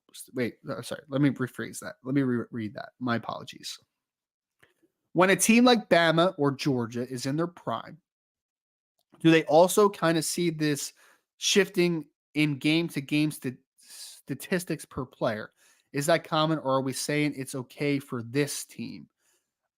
Pete, are you asking me as far as like who the leading receiver is from a game-to-game perspective? Like who's the leading rusher? Like, I think that's what you're asking, right? I hope that's what you're asking. If you want to put it in the chat just to make sure.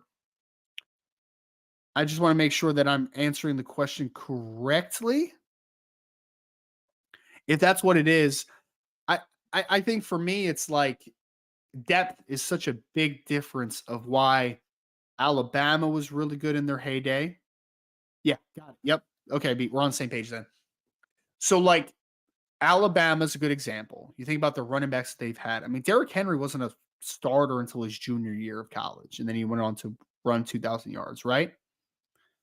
So, basically, what Pete is saying is the shifting of your leading receiver in a game-to-game perspective, leading tackler, who's the star of the game from an offensive perspective, defensive perspective, like that type of thing, right? Like, so those statistical breakdowns. Like, Jaden Thomas is your leading receiver one game, and then you have to catch another. Like, that type of thing. Like, it's kind of like volatility, I guess.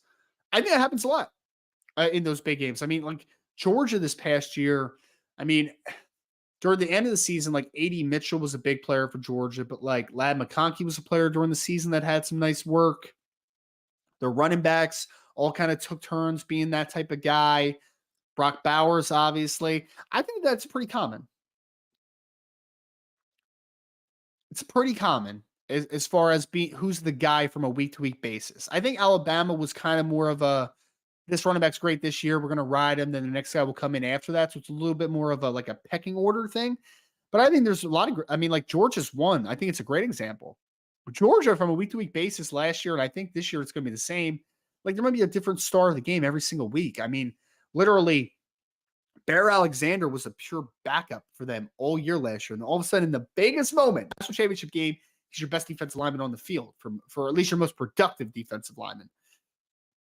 The best teams, the Alabamas years ago, Georgia now, the difference between them and some of the other teams that were good, really good teams, like the Ohio States of the world, for instance, is that their depth was just nuts. And Georgia's depth was nuts. So it's not uncommon at all for Georgia just come in a game and be like, oh, that's our guy today. Then next week it's that guy. Then it's that guy. Because they throw waves at you. That's what I keep talking about all the time. Like they throw waves. They throw waves. And like last year, it's like if Michael Mayer wasn't going to be that guy for you, were you going to have a guy in the passing game? I actually prefer it this way than what it was last year because Michael Mayer is a better player than anyone Notre Dame has as a pass catcher this year. But it was Michael Mayer or nothing last year. This year could be Jaden Thomas one week. Could be Chris Tyree the next. Could be Jaden Greathouse one. Could be the running game the next. I think those options are a really interesting component of this 2023 unit that I'm very excited about. Very excited about. I actually like it, and I think it helps recruiting a lot too. Kind of getting back to the course of the show.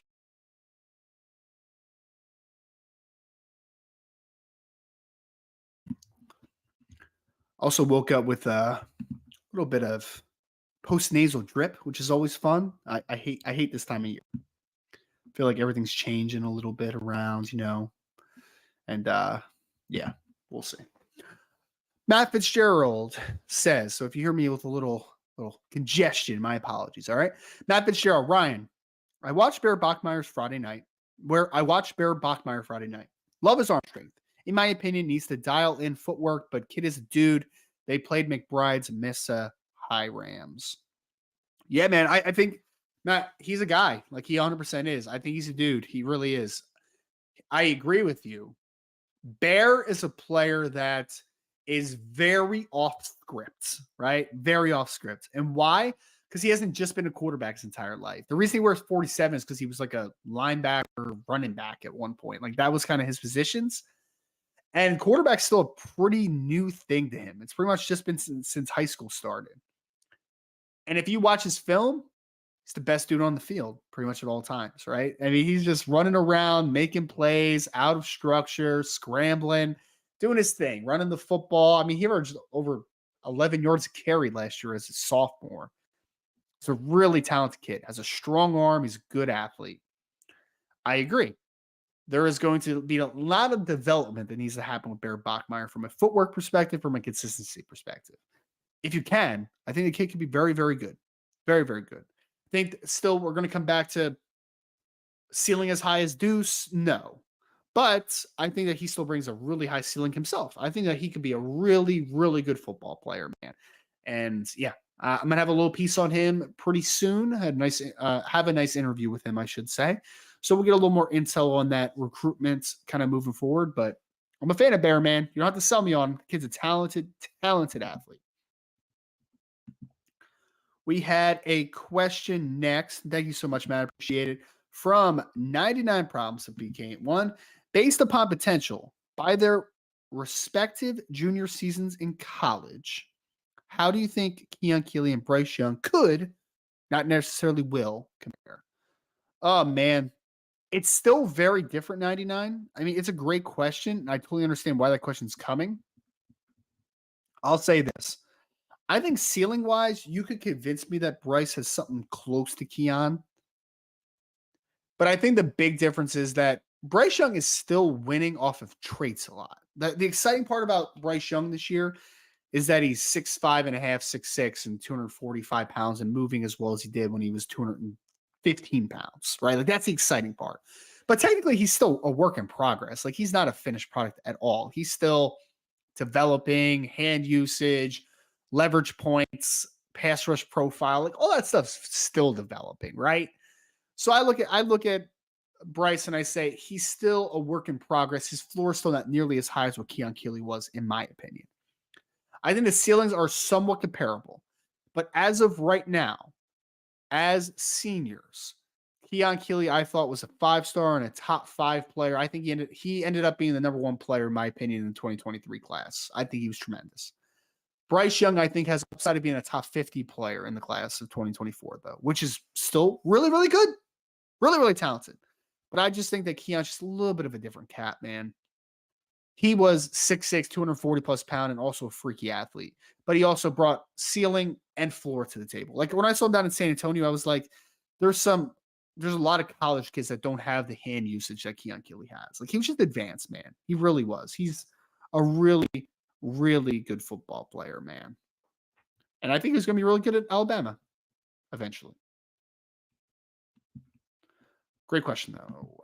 We had a question from Will. If it will pop up, that would be great. I would appreciate you, StreamYard. Sorry, from WJS. Can't read.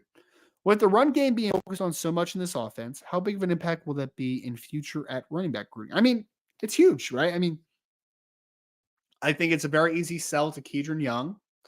and Aeneas Williams and Justin Thurman and whoever the other 2025 running back is in the class going to be, to say, do you see Audric Estime averaging well over 100 yards a game, averaging 8 yards a carry? And do you also see us sprinkling in Jeremiah Love as a true freshman, Jadarian Price as a redshirt freshman, Jabron Payne as a redshirt freshman? Like, do you see that happening? It's an easy sell, right? Like, I don't think, and it's really easy sell, especially if you're consistently going to bring in 2-man classes, because some people would be like, oh, well, are you going to be the guy? It's like, who cares if you're the guy? You're still going to get touches and you're still going to play. And after Audric Estime leaves after his junior year, potentially, then you're going to be the guy next, right? The Jeremiah Love, and then maybe Jeremiah Love or Jerron Payne run for, or Price run for 1,000 yards. And then it's going to be the next guy after that. I mean, I really think it's an easy sell. I do. And I think having the production they've had so far in the run game, like Usman Chroma or James Simon or whoever the second running back is in the 2025 class, like, why would you not be a part of this, right? Like, it's a very easy sell. Very easy sell to your question. We had a question from Keith Wiegand, says, if Teddy Rizak doesn't put on 25 to 30 pounds, could he end up at safety as much of this film is him playing in space? No. So I think that this is where it's going to go, right? So this is the projection for Teddy Rizak potentially.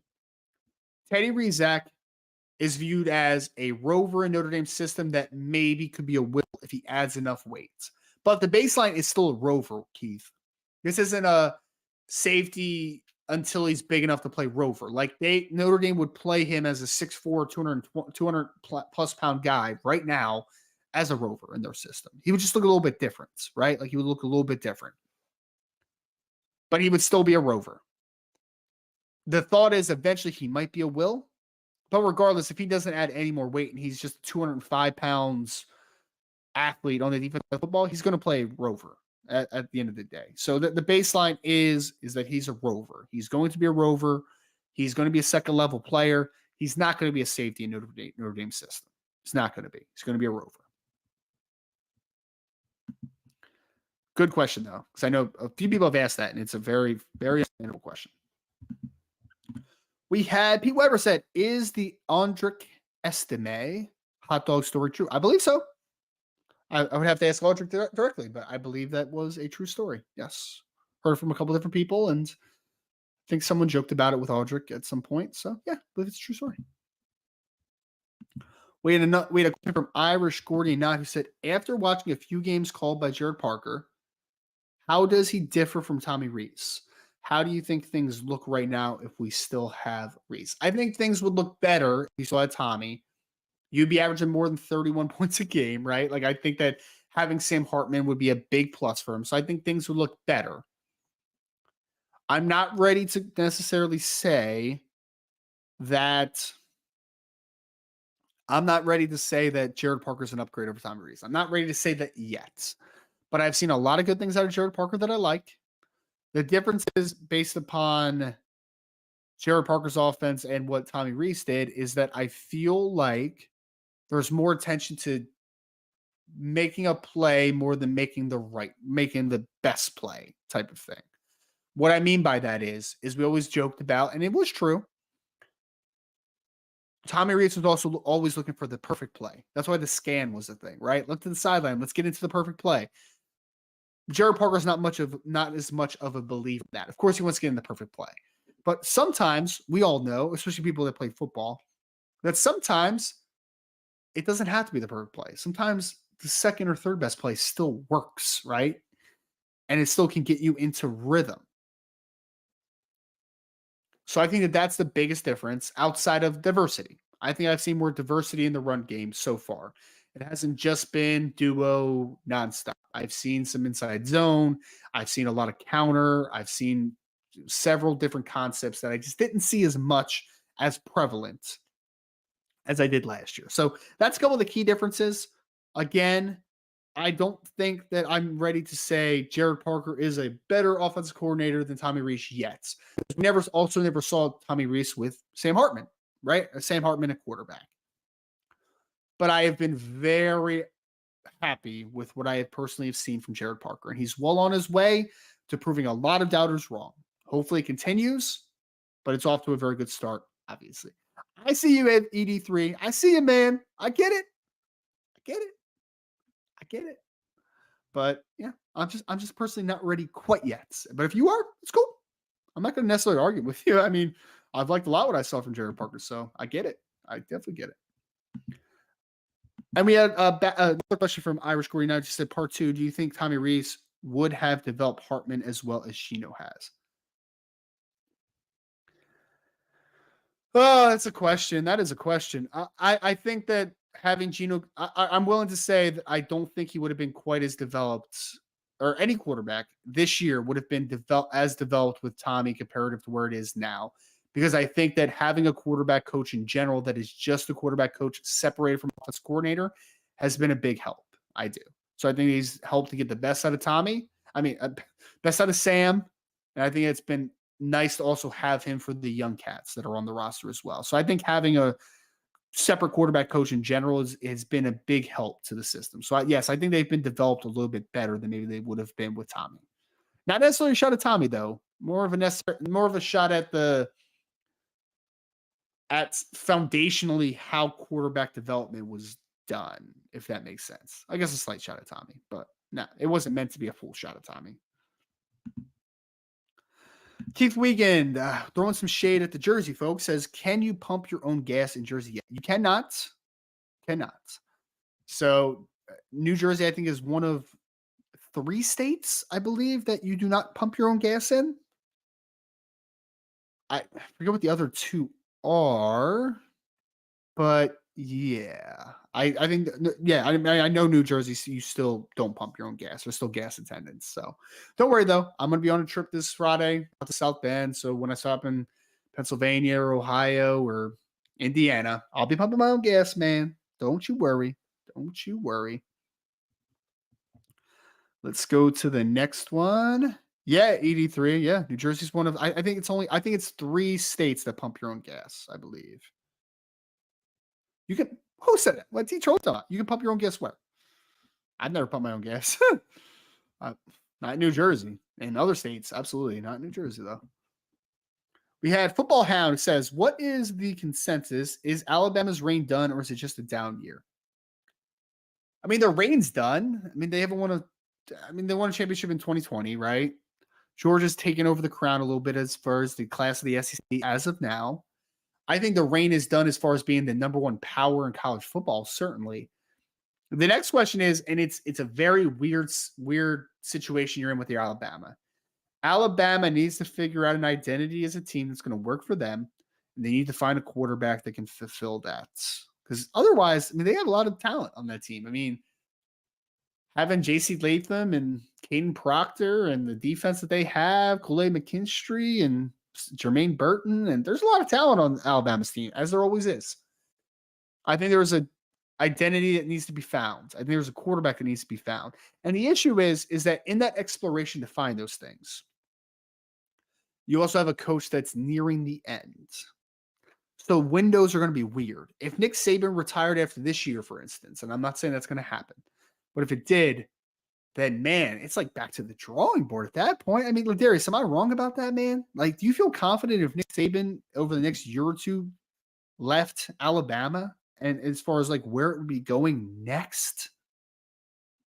I don't know, man. Like, I'm struggling a little bit with what the next step for Alabama is.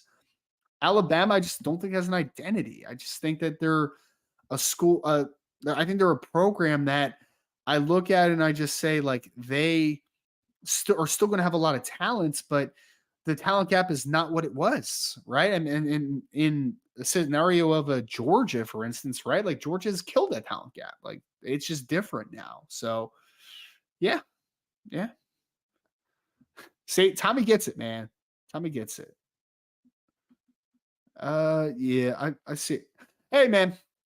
Darius, I respect it, man. Trust me. I think Julian Saint's a good football player, but I think it's more of an identity issue than just like one position, though, man. Like, there's just something missing for this team a little bit, I think. Like yeah, it was easy to blame Jalen Milroe, and like I did. Like, Milroe was not good in that football game, but like you still got destroyed defensively as well. Like, I mean, I just think there's an identity issue right now, man. It's not a talent issue. I think there's an identity issue, though. I really do. Tommy Guns just said the attendant in New Jersey about to have a heart attack when I pumped my own gas. I told them I'm from Ohio and I know how to operate a gas pump. Yes, Tommy, that is the reaction that you would get. Like they'll look at you and be like, "Is this guy crazy? Like, what is he doing? What is he doing?" Yeah, man.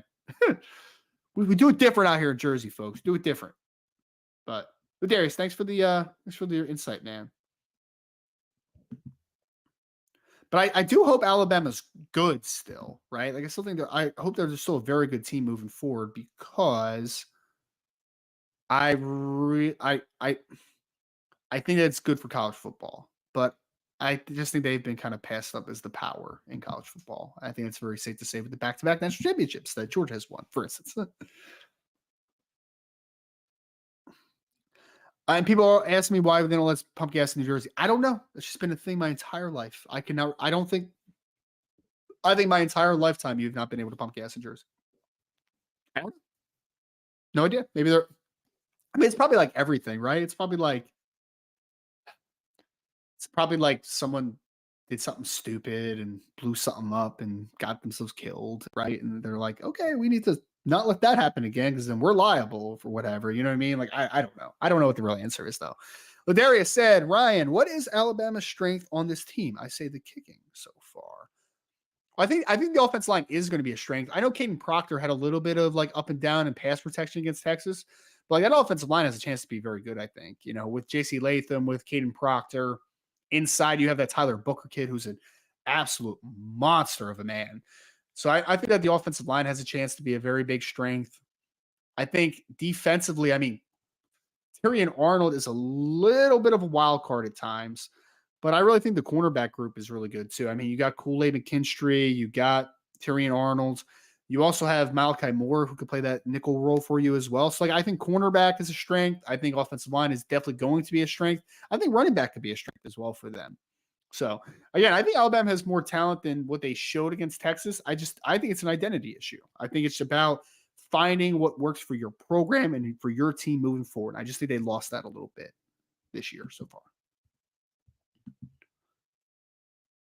All right, I think this might be the last one unless something pops in here. But let's go to John Erickson, who says, is it fair to say that the emphasis has shifted from calling the perfect play to running the play called perfectly? Yes, John, I think mostly that is correct. I would say it like this, though. I would phrase it a little bit differently. I think there has been more trust put into the players to make a play out of the not perfect play.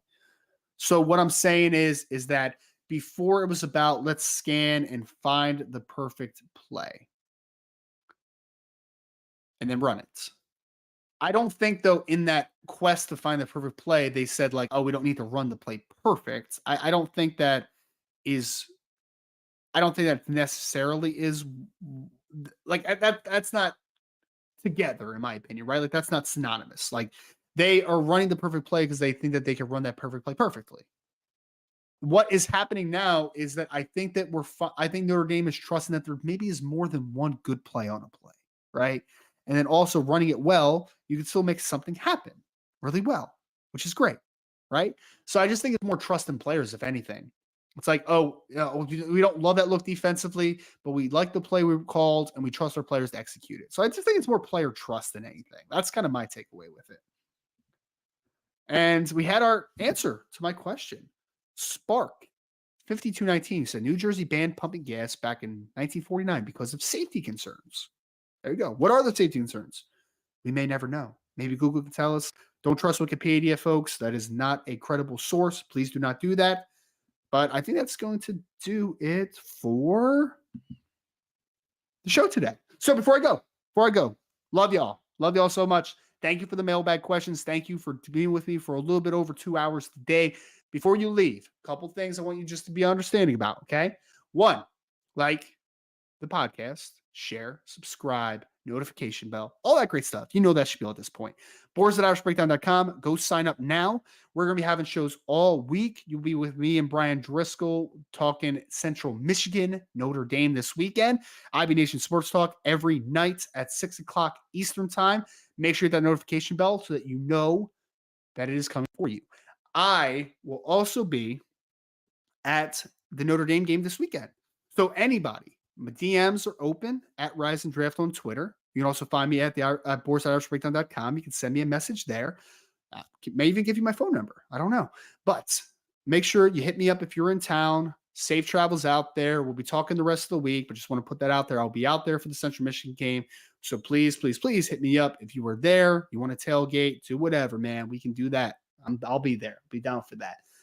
Also, I know board members saw this most likely, but I want you all to just be aware that Brian Driscoll, who's the publisher at IrishBreakdown.com, is going through a little bit of a family crisis right now. I don't want to put out exactly what it is because he kept it to the message board, so I don't know if it's something that wants to be out in the universe exactly what specifically it is. But you know that he is a religious person and he believes in the power of prayer. So if you are of the same, if you're the same and you believe in the power of prayer, I just request real quick, if you could just keep Ryan in your well wishes, pray for him, please. I know he's just going through a difficult time, him and his family right now. So please just send out some good thoughts, good prayer, and hopefully everything will be resolved pretty soon with Brian and his family. So want to thank you all so much. Appreciate you. We'll be back again very soon. This is Notre Dame Recruiting Hour on the Irish Breakdown Podcast.